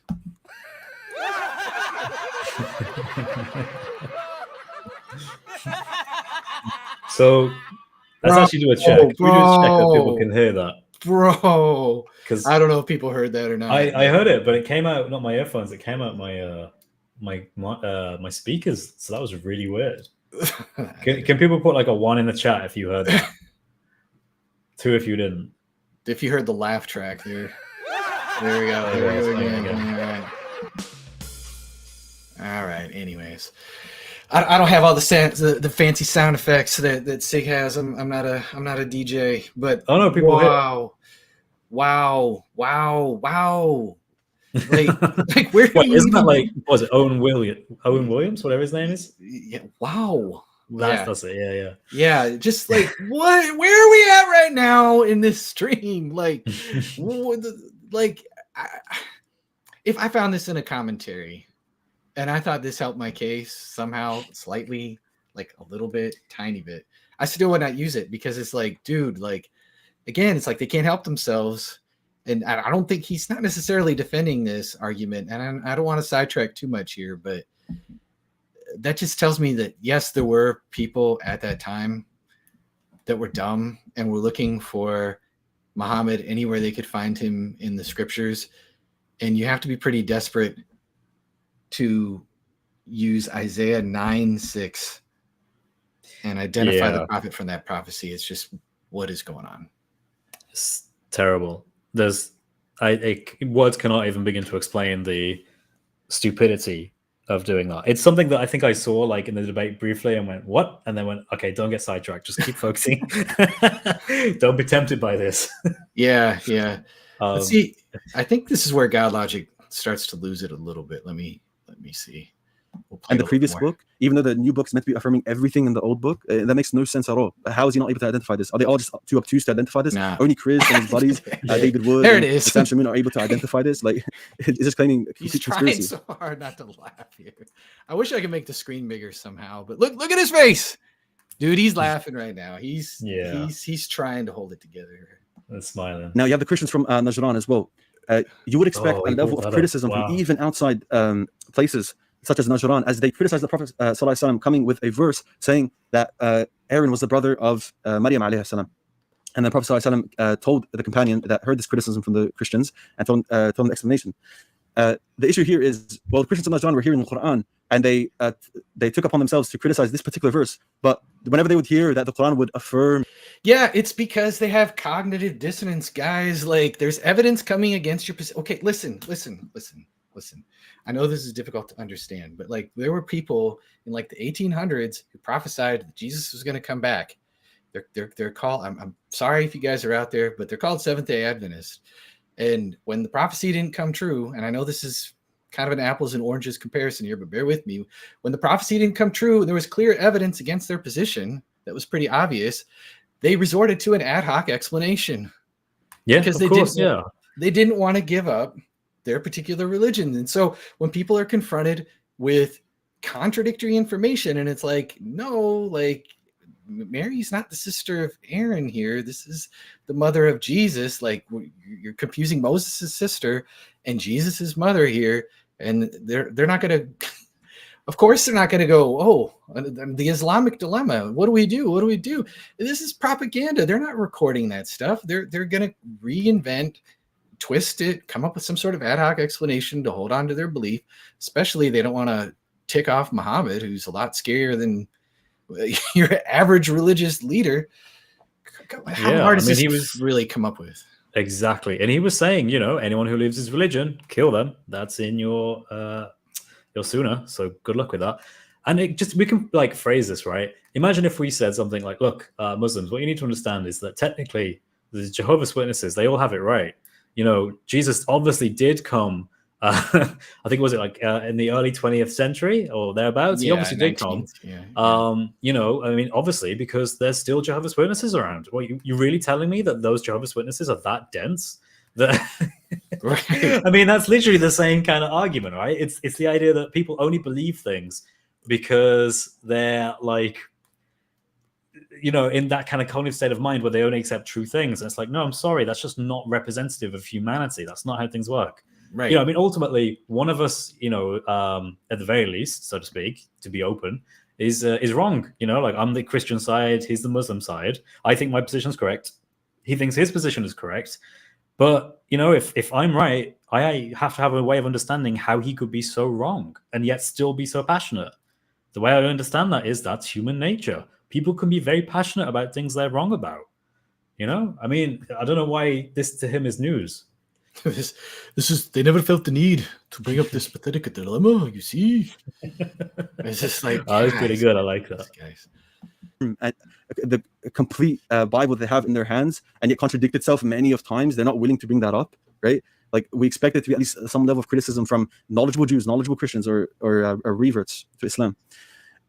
Now, the last section will be that the Quran leads us to the Hadith. The Quran tells us to obey the Prophet ﷺ, and also says he does not speak from his whims or his desires.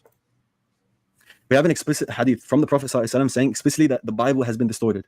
He says, فَقَالَ النَّبِيُّ اللَّهِ صَلَّى اللَّهُ عَلَيْهِ وسلم, إِنَّهُمْ كَذَّبُوا عَلَى أَنْبِيَائِهِمْ كَمَا حَرَّفُوا كِتَابَهُم. Meaning, they lied about their prophets just as they distorted their book.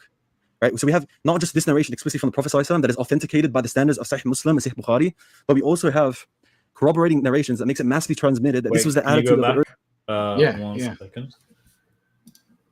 So one thing I wanted to look at is specifically what I don't know if I can make this larger somehow. I can't get any bigger.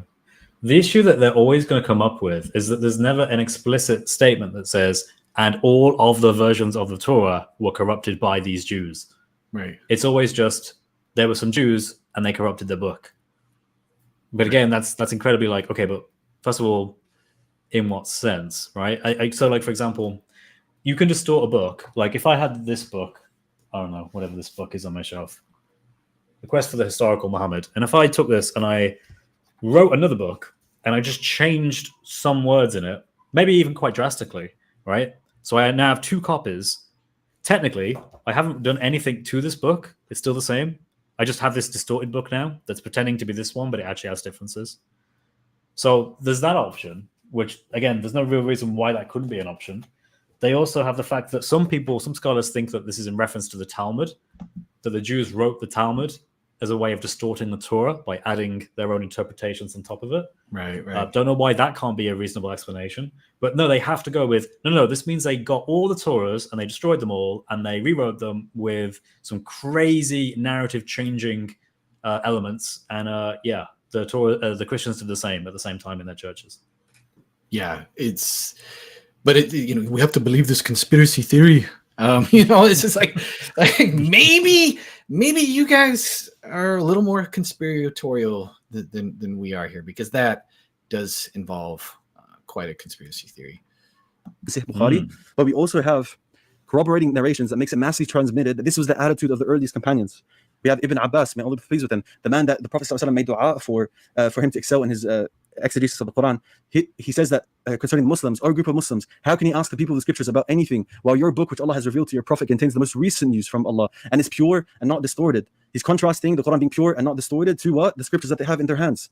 Allah has told you that the people of the scriptures have changed some of Allah's books and distorted it and wrote something within their own hands and said this is from Allah so as to have a minor gain for it. We see the same attitude being expressed by a companion asking Uthman ibn Affan, may Allah be pleased with him, saying, O command of the believers, save this nation before they differ about the book as the Jews and the Christians did before them, the book being the Quran. So again, it's saying the that the Jews same and Christians thing. differed. There's nothing in here that says universal corruption. It's just, hey, yeah, there's some Jews and some Christians that either write a separate book or they distort some local copies that they have in their possession, or they change things with their tongues and they say something that isn't true. Yeah. This is the bizarre thing. They have to push this as far as they can to be like, no. This means that no one had the original Injil or Torah. It was gone. They totally got rid of it. No churches have it. No nothing. It's just vamoosed. It's like, yeah, okay, sure. It's not like there aren't groups today that will twist the words of scripture. Yeah, exactly. But they're not like corrupting the whole Torah or the whole Injil. Yeah. If you said that. Yeah, it would be crazy for you to go, well, the Passion Translation, according to... Ever since that came out, the whole Bible is just... it's just gone. It's gone. We don't even know what's in there anymore. What? We had all these manuscripts, but poof. When the Passion Translation came out, or the Message, Hey, buddy, I'm a Message translation only guy. No, yeah. Wow. That's hardcore. That's a new cult I'm forming. Over what the scripture was, there was a level of corruption that went on. Then finally, what's my time? It's 45. It's 14:45, but you can take the extra 45 seconds if you want. Yeah. I'll take it. Yeah, so then just a couple extra mentions. Quran chapter 2, verse 79.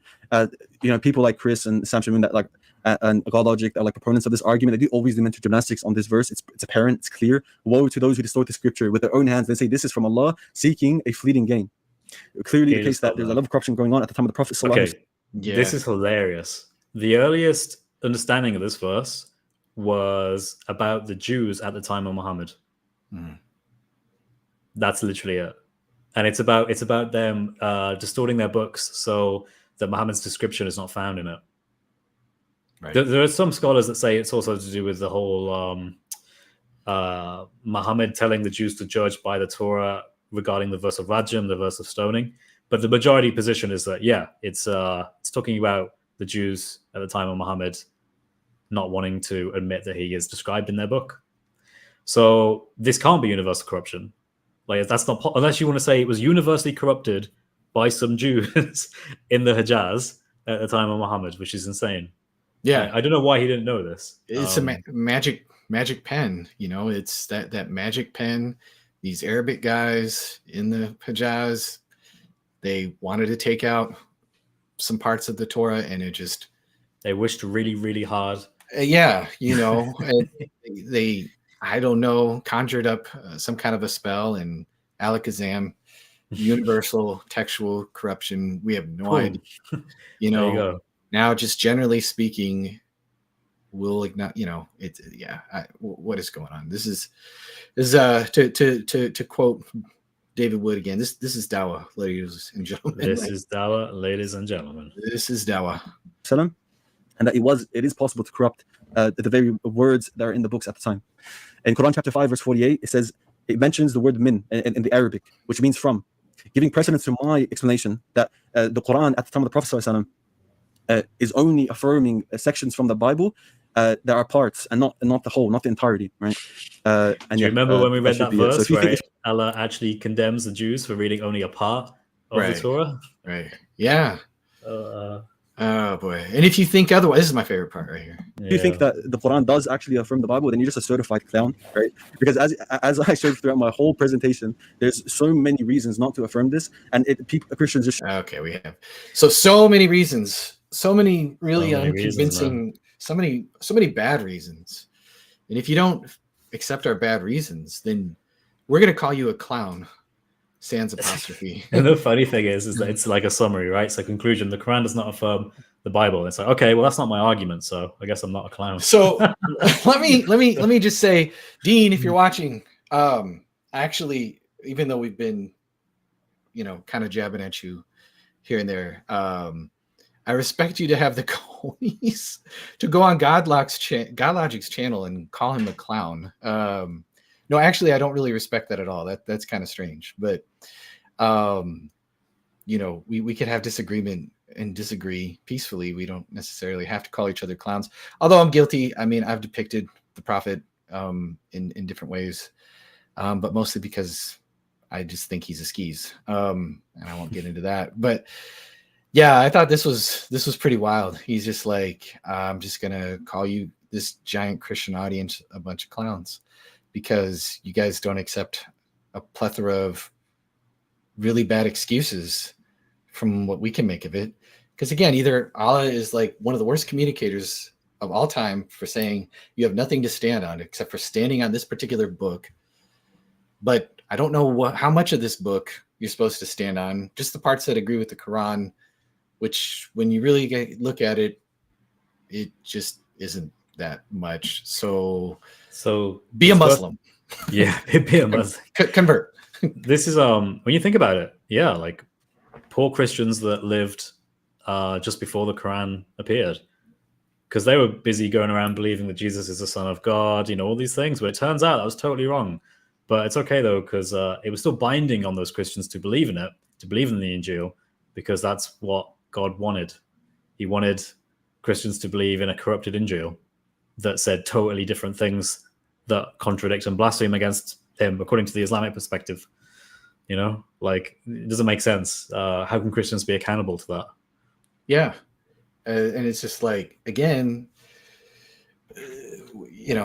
like, we're supposed to believe based on the book because your prophet is apparently in our book, but he's not, and we can't find it, and that prophecy is gone. But we're clowns, so very, very good. Makes total sense to me. Sign me up. I'm ready for the Shahada right now. So poor Dean. Yeah, I mean, granted, at least he's willing to defend this, because this is a difficult position to defend. Like, this is like really putting yourself behind the 8 ball, and we've seen the amount of creativity and ad hoc explanations that this takes to kind of hold together. And I just am like, I just, what is the appeal? I'm not seeing it here. Like, I'm a Christian because I believe on the evidence, and yet I don't see any evidence. I'm just seeing your prophet affirming our books, but wait, no, he didn't really mean that. LOL, JK, guys. So kind of, he generally did. He was just joking, Yeah, generally speaking, he did. Generally speaking. Well, I don't know what percentage though. So we're in the minority. The minority in the Generally. gospel for sure. Maybe the Torah is a little bit more, except for this is a mess. This is an absolute mess. So what do you want to do, Chris? We're at about an hour and 50 minutes. Do Do you want to go to some of like the other sections? Do you want to go to his rebuttal? Do you want to go to the where you guys are questioning each other? What do you want to do? We can go to the where he does the questioning. Okay. Because I found that interesting. He took a really weird approach with it. Let me see. I don't remember. Let me jump around a little bit. Scriptures without really having any knowledge of it. He probably thought Christians and Jews were just making it up. Substantiate that. You need to actually show proper evidence that during the time in Mecca, where the Prophet ﷺ would recite Scripts of either. he would call it the book of. So this is. Oh wait, I think this is it. This is it right here. Because Abraham's like, whoa, time up, and he's like, Chick Logic's like, dude, he's got like 3 more minutes to grill your boy. Wait, you know what's worrying about that? There's a point when God Logic actually agrees and goes, "Oh yeah, my bad. It was just 7 minutes." Yeah. And then like Abraham actually says, "No. Oh, I understand. It was 10." Yeah. And but to be fair, it was almost the case that it would have just been 7 minutes. Yeah. Which is interesting. Let's see. Do you want me to play your part where you're cross questioning? You can do if you want. It's up to you. Okay, sure. I think Such an issue that early generations using silence aren't inherently fallacious. he's right. That argument. I'll jump on that real quick. If anybody who watched the debate, you'd have to watch the debate to know what he's talking about. Arguments from silence aren't like fallacious necessarily all by themselves. Like if I said, I don't see a spider in my room, therefore there's not a spider in my room, that would be a fallacious argument from silence, because we know that spiders are small, they can hide, that kind of thing. If I say there's no elephant in my room, so therefore there is no elephant, I don't see one, therefore there's no elephant in my room, well, that would be a much stronger argument from silence. If there was an elephant in my room, I would absolutely expect to see it. And so he's not necessarily wrong, but I'm trying to remember the context in which he said that. Do you remember, Chris? He still thinks the idea that the companions not saying how they've discovered this absolutely terrifying Islamic dilemma that they're now grounded right, is like proof that they didn't understand it in the way that the Quran makes pretty obvious. So. Okay, gotcha. Here, we'll start right here. I'm sorry if I didn't have the timestamps. I should have done that. In the time in Mecca, where the Prophet ﷺ would recite, where he would give these stories. Okay, that's where we wanted to back up. So if that's at 7 minutes, then it should be about 40. So there we go. Prior scriptures without really having any knowledge of it. He probably thought Christians and Jews were just making it up. Didn't realize they were actually coming from scripture. Yeah, then you use the Hadith and I thought you'd pivot to Hadith, because again, the Quran itself cannot be defended alone. You have to go elsewhere. The Hadith explicitly says, oh yeah, it's been distorted. Yeah, show me a Hadith where it says it's been universally corrupted. You'll never find one, because they don't exist. In fact, there's vastly more Hadith where the Torah and the Injil are spoken of positively than are ever spoken negatively.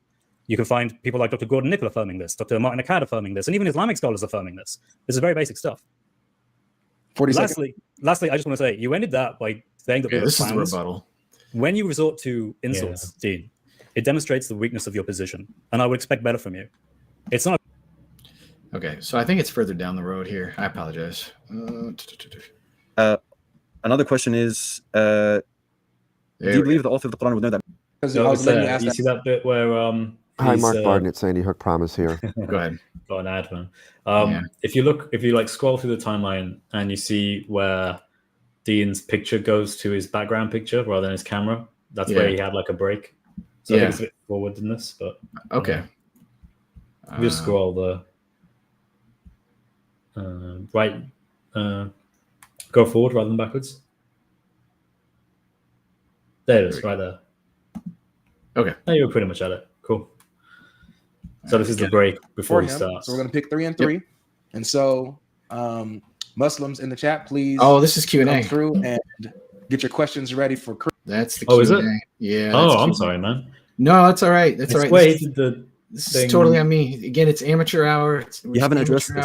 Right? If you're going to say, oh, there's just some oral tradition that the Quranic author is hearing and is mixing up what's the Torah and what's the Injil, well, you need to substantiate that. You need to actually show proper evidence that. We'll figure it out. Of the uncorrupted form? Yeah. No, we don't have any. Okay, this is my Jesus, neither. There it is. Moses, peace be upon them both. No manuscripts. There we go. Okay. Do you have any records of Isa's companions quoting the Islamic Injil? Of Jesus' companions? Isa's companions, from your perspective, the Islamic perspective?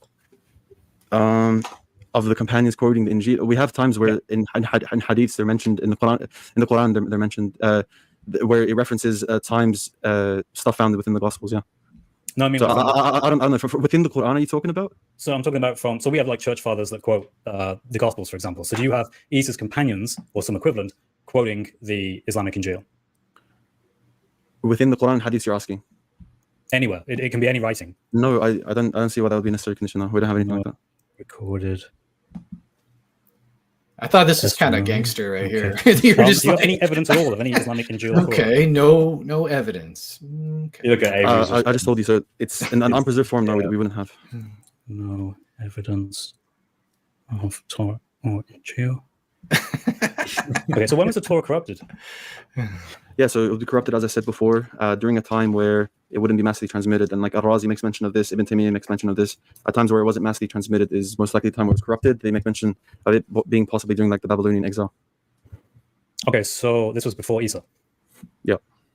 Okay, but Isa confirmed the Torah that he had. Yeah, he generally confirmed the truths found within it. I told you, like I made mention of this in my opening statement. I don't think you followed it. So this is like a corrupted book. So yes. Did you have any pause? I'm sorry, I was in the middle of banning somebody for calling somebody a lying bozo. So there we go. Anyway, go ahead. Yeah, the whole Isa affirms the Torah at his time.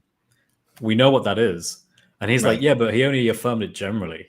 I find that such a funny way, such a funny cop out. Yeah, but you see, the problem with that though, that you kind of have to accept is, well,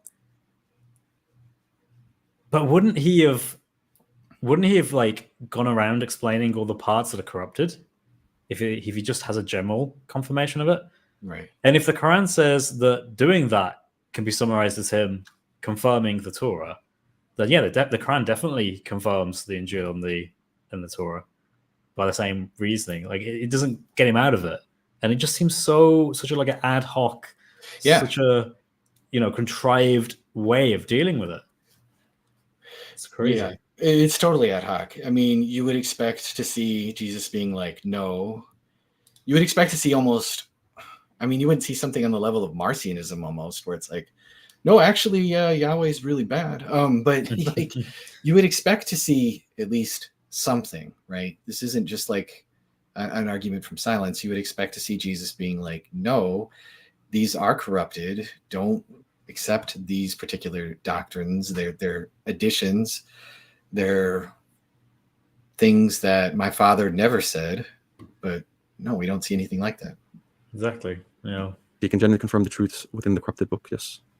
But he called it the Torah when it's not the Torah, is it? Yes, we identify things by the contents of it being the majority, and the majority of the Torah is preserved. So he would call it Kitab Allah. He would call it the Book of Allah. Remember what he said there, right? He just said we identify things based on the majority of their content. That's how you identify things. But he then goes on to say, well, the Injil is the majority of it has been lost. So then, how is it that Allah identifies it as the Injil if only the minority of it has been preserved? Yeah, and then he's. This is where he gives mention of this that the Torah is mostly preserved, so it only makes sense that he would identify by the majority of its contents. Okay, is the majority of the Injil preserved? The Islamic Injil? No, I wouldn't be able to know that because it's never called. It's never called Kitab. It's never called Kitab Allah. It's never called the words of Allah. It's only made mentioned in parts where to actually apply it, it would be titled as Injil, never as those titles as I mentioned before. So, in terms of the speeches, commandments, and preachings and parables, they're generally found there in semi-corrupted forms. So, if you're going to say in that sense the speech of Jesus, peace be upon him, I wouldn't mind in saying that there's a good amount preserved within it. But it's not the majority. I wouldn't be able to give you like a percentage on the Injil. I wouldn't mind in saying it's a majority, as in more than 50%. I wouldn't mind in saying. Okay, so let me clarify for 10 seconds. So even if I was to hold the position that it's not more than 50%, a general confirmation of Jesus' statements, it doesn't have to be more than 50%. Is what I'm saying. Wait. Wait. Kind of like, wait, what? So it doesn't have to be a majority. This is the best part, I think, right here. I thought you said earlier, as long as it was a majority when you talk about the Torah. No. I was saying that that's a point that makes sense, that you would identify something by the majority of its contents. It's an intuitive point. It's an intuitive point that I'm saying regarding the Torah. It's not a consistent approach where you have to apply this for every single thing. It's not a consistent approach. Yeah. Wow. It's not a Wow. consistent approach. It's not a consistent approach. It's intuitive, yet inconsistent. Intuitive to who? Like, hold on a second. Hold on. It's an intuitive yet inconsistent approach, guys. This is all right. Let's just summarize Dawa 2024. You guys ready? It's intuitive and inconsistent. but inconsistent approach. It just makes sense. Look at Avery. Look at Avery. He's like, did he really say that? Did he really say that? Yes, he did. He went on live and went, my approach is inconsistent, but it's intuitive. Oh man, I don't know. We could end this stream almost right now after that. I mean, just like wow, it's an intuitive approach. It's inconsistent, and then you just have Avery's face saying it all. And Ibrahim here, he can't even make eye contact with the He's camera like looking anymore. away. Out of shame. Yeah. And then you kind of have this look of confusion right now, like what did you just figure say? out how it works? Like what did he say? I'm like, wait, how can you? But man, oh man, I just am gonna tell my kids that, like, well, you let one of my, you let him play video games for over 30 minutes. Why can't I play for it's an intuitive but inconsistent approach, So one in the comments, Thomas Apologia, he said he's a guy that we do evangelism together with at Speaker's Corner. Yeah. He said you should have wrote in the book approach inconsistent. Yeah, I should have, to be fair. I should have actually just carried on doing that. But yeah, that was good, man. That was wild stuff. Good stuff. Good times. So you have one approach for the Torah. This is one justification for the Torah specifically. It's not a justification for the Injil.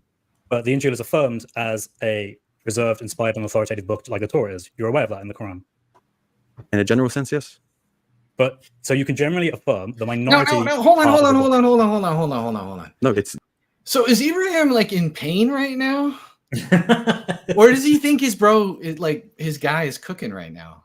I can't tell. Is he Chris, this is a dumb question?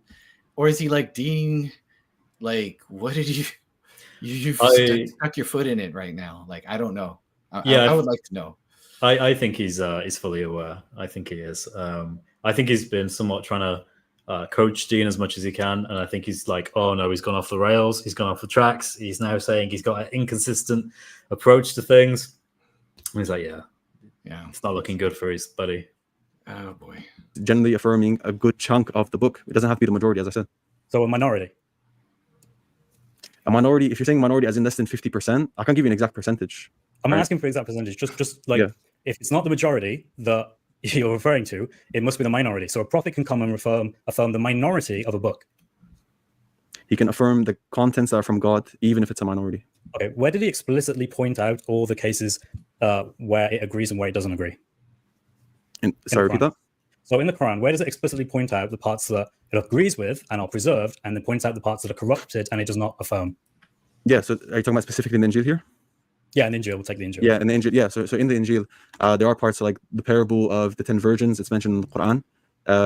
That is contrasted, and there's parts in there where the Quranic author obviously edits the parable. Okay, but how do you know specifically what parts are preserved and what parts aren't? In that minority? By what's confirmed in the Quran. Okay, so if the Quran is silent about an issue, what do you do? Silent or agnostic. I mentioned this in my introductory. Okay, so let's take, for example, in the Torah, in Genesis 19:36, I believe, I'll get the verse up, it talks about Lot having sex with his daughters. Does the Quran affirm this? No, it doesn't affirm it. Does it deny it? It denies this by extension of prophets not being able to commit major sins. Where does it say that in the Quran? It's an inference. It's not a verbatim. Word. Why is it extrapolated? It's extrapolated and inferred from other Quranic verses that make mention how prophets can't lie. Tell me what those are? Can you notice that? So there's other. He just said other Quranic verses that make reference to the fact that prophets can't lie. In chapter 21 of the Quran, it talks about Abraham lying. Yeah, about the idols. And that's why I asked him it. I was like, later on, I asked him, like, did Abraham lie? And he goes, yes. He's all over the place. It was a white lie, though. It was a white It was lie. a white Chris. lie. It was I okay. see. And Because the Muhammad Quran makes it clear, because the Quran is the criteria, that white lies are perfectly fine. Yeah, I mean, Musa, he wasn't trying to kill that guy either, verses that make mention of prophets not lying, as well as whenever we do see operations, they're usually in parts where prophets do sin. So Aaron, for example, creating the golden calf, or for example, David, peace be upon him, committing adultery and murder. Instead, in the Quran, this is replaced with obviously a parable being given. So there's many instances where this is the case in the Quran, or even Solomon committing kufr, Solomon disbelieving. So on these cases, the Quran consistently edits these passages, so you can infer from that this wouldn't be something that would be Time's up. Time. Done.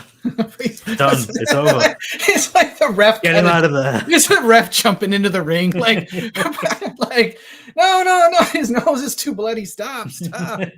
He's already dead. He's got a concussion. He's starting to say just nonsense things about inconsistent but intuitive approaches.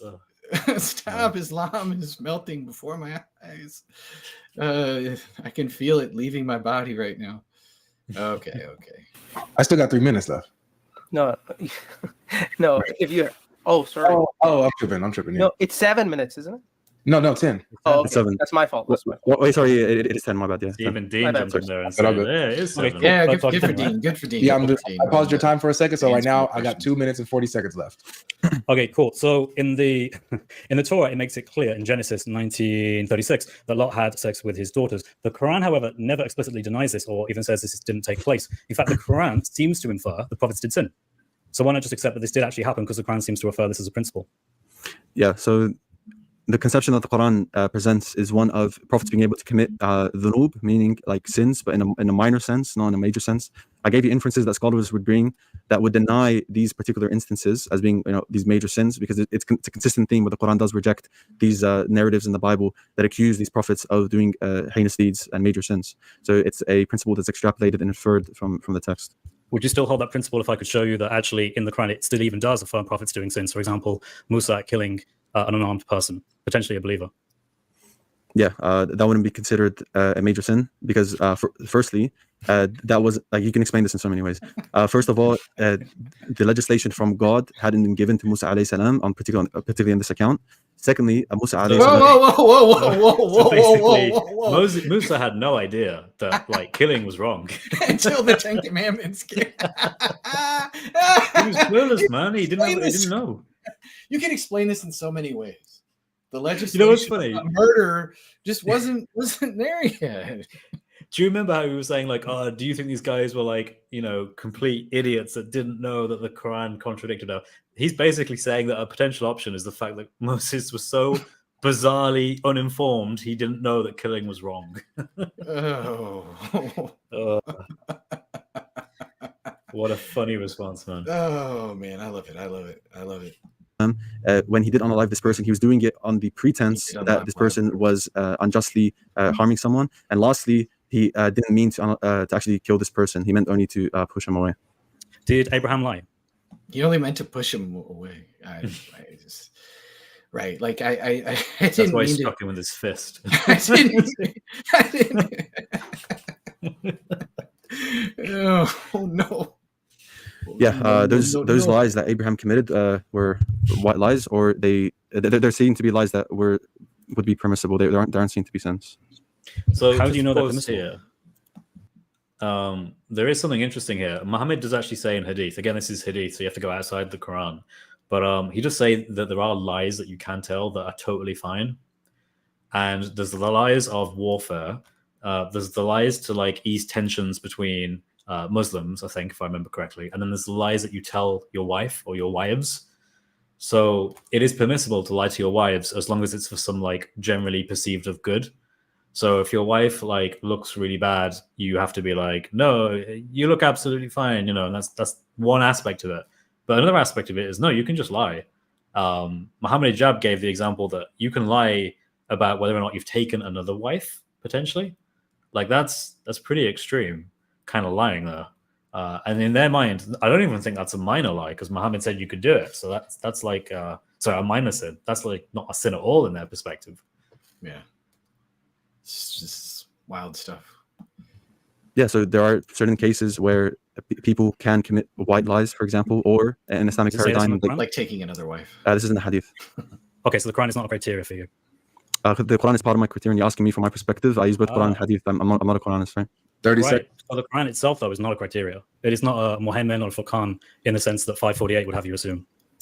Oh, it is. It definitely is. And because it is, it tells me to go to the Hadiths. And because the Criterion and the Furqan and the Muhaymin, the Guardian, tells me to go to the Hadiths, tells me to go to the Prophet ﷺ, I extrapolate contents from there as well. So this is consistent within the Quranic narrative. Okay, so the Quran tells you that it's a criterion, That's and it. yet you go to other things. So, okay, it's not. a But I'll criterion. let you if you wanted to just ask that last question. I'll let Dean respond to that too, since the time. Or is that it? We good there? Oh, yeah. So I'll just respond to that. So part of it being part of it. Let's let him restate because I Yeah. cut him off a little bit. Go ahead and restate the last question, Chris.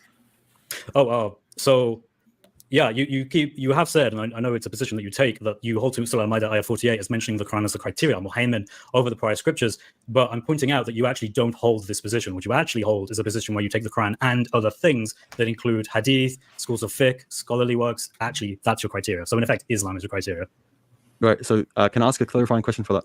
Sure, yeah. So just pause that real quick. Do you believe in the Quran? What I wanted to illustrate with this is, first of all, this goes directly towards the debate, the title of the debate. Does the Quran affirm the previous scriptures, right? And my point is that in order to try and get out of this, he has to go to other things that are outside of the Quran, because the Quran itself is not a criteria, at least not in the sense that he wants it to be. It can only be, at very best, a partial criteria with other things filling in the other parts. And if that's the case, then the Quran seems to be in error when it describes itself as that criteria that he thinks it is, because it obviously isn't. Well, Ibrahim thinks you are a bozo, apparently, because he mega face palmed there. But anyway. Quran says it's the criterion or it's the Muhaymin. This is used in an absolute sense, or is this general? So do you think the Quran is a criterion over even what's right and wrong in a maths equation? I don't think the actual word properly means criterion. All So right. why do you use the term criterion? I don't understand. Sorry, I you can't use answer that. So give me your opinion on what you think it is, Chris, because that's So there's different. It's one of these things that isn't exactly known in the traditions. Like there are some that say it means trustworthy. So the Quran is trustworthy over the previous scriptures. right. There's another one which is guardian. It is a guardian over the previous scriptures. But Right. they take the term criteria, and they even have English translations that translate it that way, because this is one of the things that Islam does. If they can get an English translation of something that is very polemically useful for them, they will do it. They will translate it into English in that, because again, there's so many traditions that say it means something else. Why don't they go with one of those things? They don't. They go with the word criterion, because then they can use this verse in defense of saying, yeah, the Quran is just a judge over the previous scriptures, so it's okay if they contradict. Okay. Gotcha. All right. I think we'll have we'll talk about his Q&A because it gets kind of interesting there, and then we might do a little wrap up from there. Yeah, sounds good. So It's not my position on critiquing. It's your position. okay, yeah, okay, sure. So then when I ask you the question, you should be answering for my paradigm. That's fine. Okay. So the point is, Just that- wait. We got to get to your side. Yeah. Yeah, Well, one thing here. He said, he asked me a question. I just gave him a straight answer. I was like, look, I don't actually think it translates to criterion. That's my main issue with that term from my own personal opinion. Right. And he was like, well, basically he tried to say, look, I don't use it that way, so you have to use it the way I use it. And I'm like, no, I can just argue for something like against something that you say. Right. I don't have to bring my own personal opinion into this at all. In fact, my personal opinion is kind of irrelevant.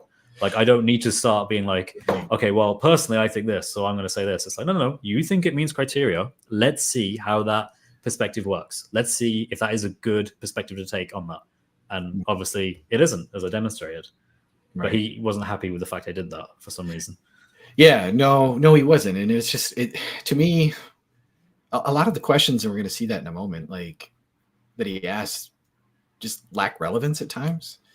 And this is something that I think Dean's a young guy, and I mean, I'm not a He is debater. young, I think. Yeah, I'm not a debater, so I'm not saying that I have the best advice for him, but like learning to ask more relevant questions in the future would probably help him out, as we're going to see here in a moment, because some of these questions he asks are just like, bro, what? You know? Yeah. So the point is that it's a criterion in a general sense. That's the first thing. The second thing is that the Quran as part of. And because I was letting you ask that last question, and then Dean was supposed to. I'm just gonna quickly finish off. So the Quran tells me it's a criterion, it's a muhaymin in a general sense. It's not absolute. Yet again, it's like a shoehorning of a contention. And secondly, as part of being the criterion, it points me towards stuff that such as the hadiths, such as going to the people of knowledge that will help me in determining to distinguish between right and wrong. Also, so that's part of it being the criterion. All right, thanks for that. So now we're going to go ahead and hand it over to you, Dean. Let me know when you want me to press the start button, and you can go ahead and start your cross. Yeah, sure. Just give me about a minute. Okay. Oh yeah. So here's where he just.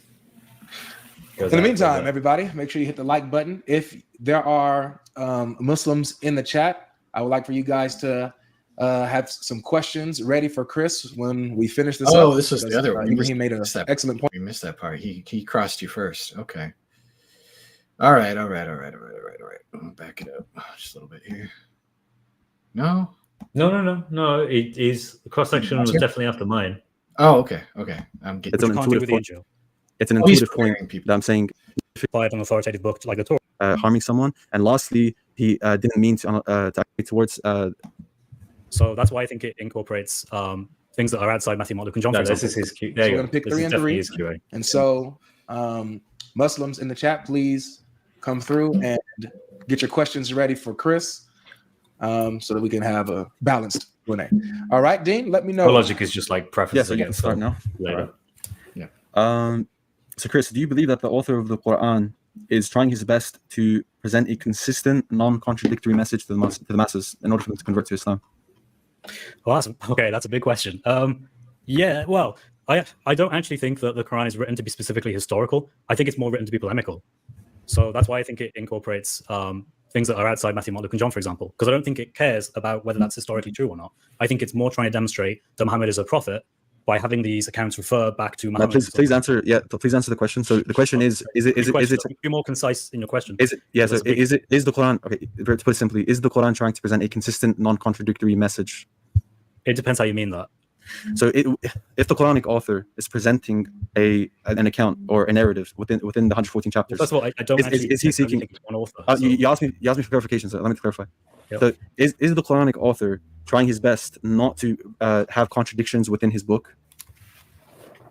To be honest, I'm not sure if it is one author. Is the Quranic author or authors trying their best to be consistent? I don't know.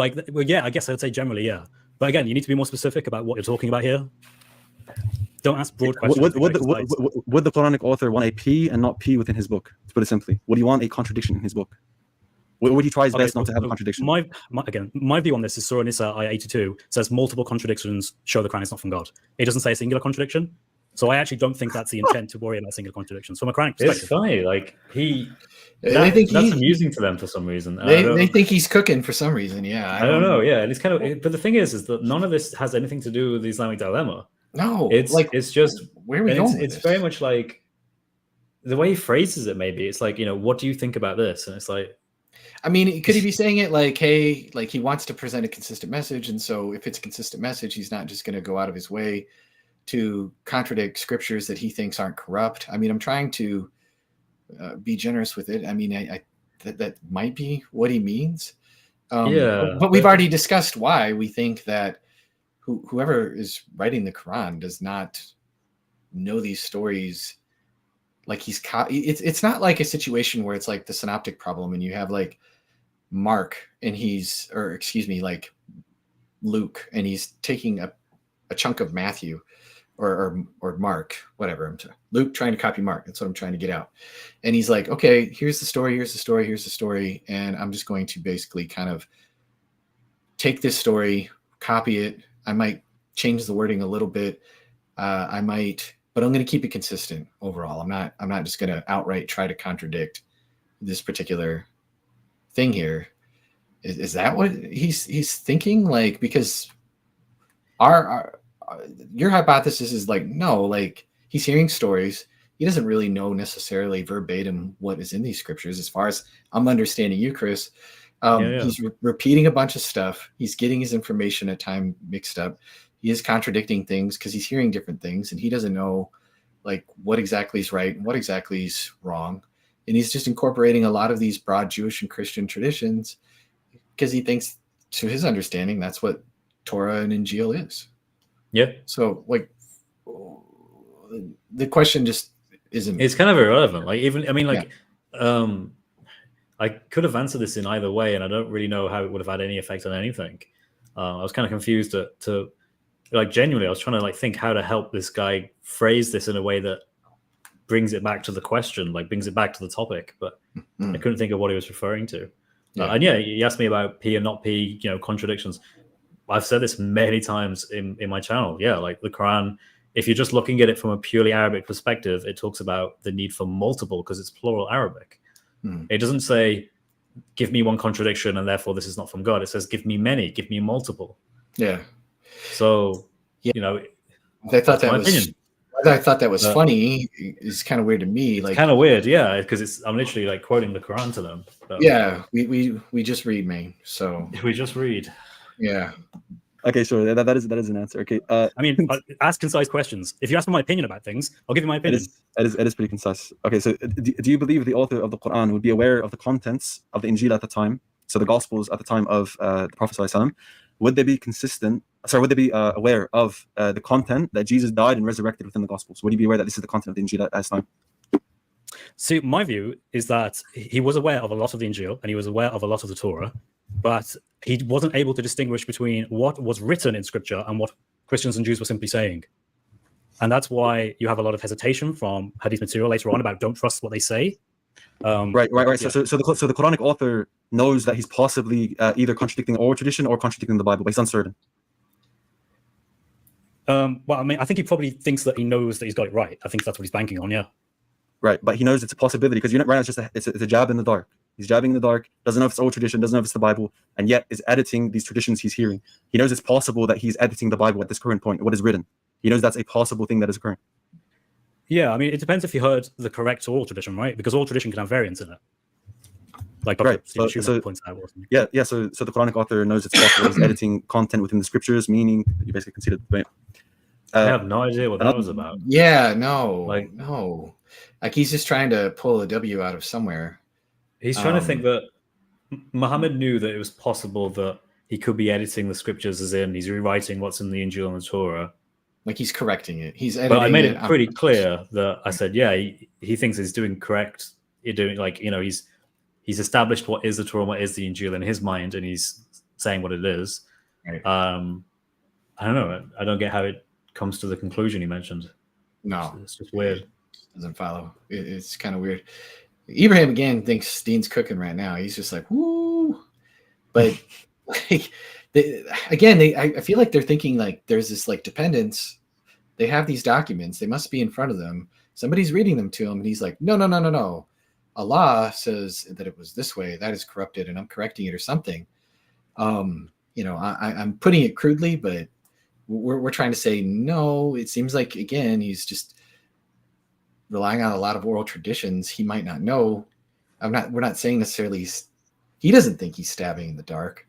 But yeah, he thinks he's got good reason to because he's heard this from somewhere. Yeah, he's not making it up in his head. He's heard this thing because we know these stories predate the Quran. Another question is, do you believe the author of the Quran would know that God rested? Avery's just laughing. The author of the Quran would know that God rested. He could have heard it. Yeah, he could have heard it. Yeah. And he has no ability to distinguish between it being the Torah or it being like a random tradition or tradition. Is that correct? Yeah, I mean, he himself, according to the Islamic narrative, can't read or write, so he actually can't verify it. But again, from your perspective, you just said that you don't believe the author is the prophet, so you're shifting. You're going back. Well, I'm so unsure. Do you believe the author is the prophet or not? Well, he was going somewhere. So my view with there's many authors, but one probably is someone who was referred to Muhammad. Yes. Right. Okay. I don't know if like at this point he's just like trying to pin you as like Chris has a fringe position.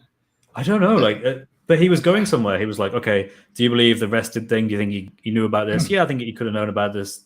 Okay. But you said that you thought like there was multiple authors, and it's like, why did he pivot there? He was obviously going somewhere with that, and then decided just on a spur of the moment that wasn't worth pursuing anymore based on what I said, which is really weird. And then he was like, but yeah, but you just said Muhammad. Well, it could have been multiple authors. Sorry, no, you said, you thought it was this. Well, you're going back on yourself. And it's like, it's such a weird line of argument. It's more of an attack on me than it's an attack on anything I'm saying, Right. Any point I'm making. Right. Yeah, unless I'm missing something here, like that's what it seems to be doing. They're just trying to paint you as kind of like, well, look, Chris holds a fringe position. At least according to them, they think that's ridiculous. When you have reasons, you discuss those reasons in videos. This isn't like there are scholars who do make these points. That's where you're deriving this, and it's just your opinion, which is irrelevant to the Islamic dilemma. Yeah, which is probably why Avery is looking puzzled right now. He's like, what? Look at that face. Yeah. Seems like whenever it benefits you, you say it's Muhammad. When it doesn't benefit you, you say it's a group, right? No, this is my opinion that I've stated on my channel many times. So, do you believe that the author of the Quran would be exposed to some material that As-Samiri was the one that created the golden calf and not Aaron? Could potentially be the case, yeah. Do you have any evidence for this? No. Or so it's completely ad hoc. Nice. Okay. Well, I mean, it has to be explained. So. It's completely ad hoc. Nice. Wait, I haven't been doing that at all. You don't know what fallacies are, Chris. It's ad hoc. Do you think that Muhammad could have heard this story? Potentially, yeah. Do you have any evidence for it? No. And then he's like, oh, therefore he's totally ad hoc. But it never just making stuff up. Yeah, like well, wow, like you know how non-committal the term it could have heard something. It's so non-committal. I'm just open to the possibility. Do you have any evidence for it? No. I mean, like, do you? Like, what? It's so silly. Got him. Ooh, he nailed you to the wall, Chris. Ooh. Get up in the Dawa Discord and high five each other. No. Oh boy. Ibrahim, the drinks are on Ibrahim today. Right. So it has to be. Yeah, it has to be explained. I can't engage. Sorry, my bad. Okay. No worries. Okay. Do you believe that an argument from silence is inherently fallacious, or is it only fallacious? You were just so nice there. Like it's okay. Yeah. We have our moments. I was just like, he's doing these little petty things, so I thought I'll just be nice to him. But yeah, no worries, it's okay. If you don't know how to respond, it's fine. Because I didn't know what to do to that. I don't know. This in certain conditions. Yeah, that's correct. I mean, I don't. To be very direct, yes, you're correct that argument from silence is not necessarily fallacious. It depends on the context. Right. And in what context is it not fallacious? Where it wouldn't be expected. Right. Where it wouldn't be expected? No, where it would be expected. You mean it wouldn't be fallacious? Sorry. Yeah, where it would be expected. Yeah. Where it would be expected. Okay. Yeah. Would you expect that the Christians and Jews at the time of the Prophet ﷺ would be? Do you expect that at least one person at the time of the Prophet ﷺ would notice that there's an apparent contradiction here between the Quran affirming the Bible? It depends on what oral traditions are saying. It seems like you're positing a conspiratorial oral tradition or Torah. You're doing a John Fontaine. That's completely true, though. Like, of course, it depends on what they actually think. Like, I mean, a lot of these people also couldn't read or write. It's what scholars call the Hijaz anyway, a non-literate culture, which is different from a literate culture where no one can actually read, or very few. A non-literate is they can read and write generally, but they just don't incorporate it really into their everyday life because they're so used to an oral tradition. So yeah, it's perfectly possible that you have people with different oral traditions that say X, Y, and Z about the Torah and Injil. Yeah, it's so weird that he sees that as being like conspiratory. Yeah, I don't get it. Like, it seems pretty plausible to me. Like, conspiratorial would be like there's a bunch of people working together. They're trying to rewrite massive books. Wait a second. Wait, that sounds like a little too close to what they think. But okay, there's a lot of projection going on here. I'm just saying. It's not. I mean, okay. So let's go with the Injil, right? Matthew, Mark, Luke, and John. But did they also think that there were sayings of Jesus in other stuff? That would explain why the Quran includes it. So, do you have any evidence of these extra biblical narrations or traditions, or any positing that as an ad hoc explanation? It's the best explanation by inference to the fact that the Quran quotes them directly. Yeah, the alternative would be Allah revealed them. Right. Like, what are they going to say about that? Did Jesus believe in all of the oral law that the Pharisees were teaching? I'm going to say no. This to the Bible. Do you believe in Matthew 23, Jesus is commanding the disciples to obey absolutely everything that the Pharisees teach? Is it absolutely everything? Yep. First of all, I'm asking. Okay, he's not. Right.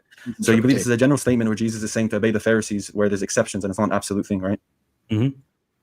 Why don't you have that level of charitability when you read the Quran? Very simple, because the Quran makes it absolutely clear that it affirms the Injil, and you have nothing to stand on unless you stand on the Injil. The Injil was revealed from God, and yeah, you have to stand on it, Christians, and you will be considered the disbelievers if you don't. As you admitted, the major narrative is one that Jesus is the Son of God. Jesus is divine. You admitted that. Sorry, yeah, that's a red herring. If you just don't bring up red herring. That's a red herring. All hadith, no offense. That's a red herring, you know. You don't understand fallacies, Chris. Well, what is going on here? So you have nothing to stand on, but if you don't stand on this book, why can't you be charitable with the text, Chris? Why can't you be charitable with the text? just add the word generally every time Muhammad affirms the scriptures. Just add generally. Yeah, like what's wrong with you? Like, if this guy was ever like leading a translation of the Quran in English, it'd be horrible because all the verses, like those 80 verses where it talks about the Son and Injil, he would just add generally. Yeah, it's like they're in that little bracket thing that you see on Yeah. Quran.com or whatever. Yeah, like I don't know like why they're acting like this is such an own, like this is such a win. I think it's because they don't have anything else, right? just- Like at they this just- point, Yeah, his Q&A particularly has just been very lackluster and kind of like all over the place. right. So it's like, you know, we just need to talk and pivot to the Bible. To be fair, I should have actually stopped and said, this actually has nothing to do with the Islamic dilemma. Right. This is literally just a, you know, tu quo quo fallacy, and I'm not going to even address it. But I just thought, you know what, I'll give the guy a bone. Like, sure, let's go through this. Why not? And that's the best they had. And it was pitiful. Yeah. So I think, let's see, we've been doing 2.5 hours. We could probably stop. at Yeah, this should we point. wrap this up? There's not really a whole lot else going on. Yeah, if that you've was seen the, this, you've seen a lot of the debate. Of course, people could go check it out themselves at God Logic's channel. I highly recommend it. Check out Chris's review. Heck, check out Dean's long 9-hour response or whatever if you have the stomach for it. Generally speaking, I would say this is a mess. No, not generally, specifically. This is a mess. This is a mess, guys. You're trying to tell us. You're trying to tell us Christians. Your guy is in your book. You have nothing to stand. Your book says this. They say that we have nothing else to stand on, but unless we stand on this, and yet, how are we supposed to know what to stand on? Well, the only parts that the Quran agrees with, which is like, you can't give me a percentage of what that is. But it's obviously anybody who's read the Gospels knows that it's not much. And you know what did he say again? This is like it's an intuitive point. Very intuitive. Yes, very. It's an inconsistent intuitive point. It's an inconsistent intuitive point. It makes perfect sense if you really think about it and just apply charity to the text. Charity that you would not give anybody if they were just inconsistent. Yeah. It's not even like charity to the text. It's charity just to him, basically. It's like, please just be merciful. Just accept that this might actually be a thing. Yeah. Doesn't matter how irrational and inconsistent it might seem. You just be charitable. Just accept it. Right. So, well, this is the state of Dawa, guys. I don't know. I'm speechless. It's weird. It's wild. Guys, read the Gospels. They're historical accounts, okay? They are actually grounded in history. You're not going to see a bunch of polemics of why did these guys reject me? Why are they asking me for things? You know, these are just old tales, and you know, why can't you back your claims up with miracles and different things like that? No, these are historical accounts that are best explained by the fact that the people that are bringing them forward were honest, were reliable, were close up to the facts, and that were willing to lay their necks on the line for the accounts that they were giving. And these aren't a bunch of cunningly devised fables, as Peter tells us. These are accounts of what the witnesses saw, and these are rooted in history. If you want a religion that's rooted in history, then Christianity is what you need. If you want a father who actually cares about you, as somebody who's a God who's not just making you his slave, but calls you his son, and would send his own son to make you that. Christianity is for you. If you want to be a slave and not question and have to come up with a bunch of ad hoc explanations for your pedophile prophet, then by all means stick with Islam. But that seems like a really unwise choice. And so I think that's a good place probably to end up winding this stream down. Ladies and gentlemen. Yeah. So Chris, tell the audience where again they can find you. Yeah, sure thing. So I'm Chris at Speaker's Corner. My channel is called literally that, Chris at Speaker's Corner. I make content where it's mostly to Muslims. I call Muslims to Jesus, to abandon Muhammad as a false prophet, and to accept their Lord Jesus Christ. That's the kind of content I make. I delve quite deep into this sort of topic, the Islamic dilemma, the multiple different Arabic Qurans, because there are multiple different Arabic Qurans, in case you didn't know, and some of the topics as well. And I also just document whatever I think people would be interested in, and whatever I enjoy making. Like, if I enjoy making a video about something, I'll make a video about it. So that's where you can find me. Awesome stuff. Yeah, I definitely recommend the channel, guys. I appreciate, Chris, that you get into things for more of an academic. You get into a lot of the books, the academic stuff. I'm not saying the other channels do not. There are a lot of other channels that deal with Islam and do a great job doing it. I just appreciate how you dig into a lot of these sources and you bring them out publicly and all of that good stuff. And so you can learn a lot. And so, Chris, thank you again so much for joining me, and appreciate you taking the time. And we will see you guys in future videos. And have an awesome day. And just want to say, thank you so much for having me on. Really appreciate it, man. Love being here and just having a chance to talk about this. Absolutely. Well, it's an honor to have you on. All right, guys, take care. We will see you on the next one. God bless. Take care.